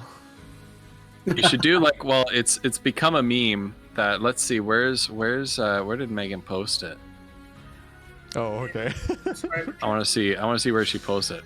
Oh, she posted it in the subscriber chat. But here's the thing. She did like the little angry devil face, the Saturn emoji, and the cross swords emoji. But it's kind of become a meme for her to, whenever there's like a reaction vote that comes up on Discord, to put her emote on as well, even if that's not relevant to anything. So you can, Collie, just go in and put the Megan emote on there. I would never do such a thing. Yeah, she woke up and hadn't had coffee, and I did like a, to vote for something, react to one of these emotes that I described what each emote meant, and she had woken up and hadn't had coffee yet, and she was just like, I'm gonna add my emote to that. It's like, what is this random? There we go. Oh my goodness. He's done it. Oh, 3 people have done it. There we go. There's a 4th. I think Shiraz beat me to it. Anyway. All right, but I would never. I don't know what these aspersions are. But seriously, you guys, this was so much fun. Thanks to everyone who came out and chatted and just enjoyed the stream. I hope you guys enjoyed, because this was a blast. I'm so glad that we got Shiraz here to join us. Oh my gosh. Yeah, man. Super fun. So cool. Well, welcome on in, Aki. You are just in time for the raid. Hey, Aki. We are raiding Jade Here's the Shelley. raid. Hopefully he's not like quitting soon, but anyway. Oh my goodness. All right. Well, Man, you guys, this was amazing. You guys know that I would love to keep going, but unfortunately, of course, Ghost and I, we've got school now, so we actually have to like go. Mm-hmm. But we love you all, and we have a message of positivity for you, courtesy of Ghost. Yeah, we do. We definitely do. Ghost is such a positive. Here's your influence. positivity for the stream, and it's a little bit of an imperative one, right? It's not enough to have a good mind. The important thing is to use it well, right? So, be that ray of light in someone else's life. Act upon generosity, act upon kindness, because those things are things that get multiplied, right? As you send out kindness and as you send out positive energy into the world, it encourages other people to do the same, and that's how we build healthy relationships and healthy communities, right? So yeah. use your mind well in the service of others, and that will come back to you. Mm-hmm. I believe in you, chat. We love you guys. We love you, and we'll see you next time. Bye.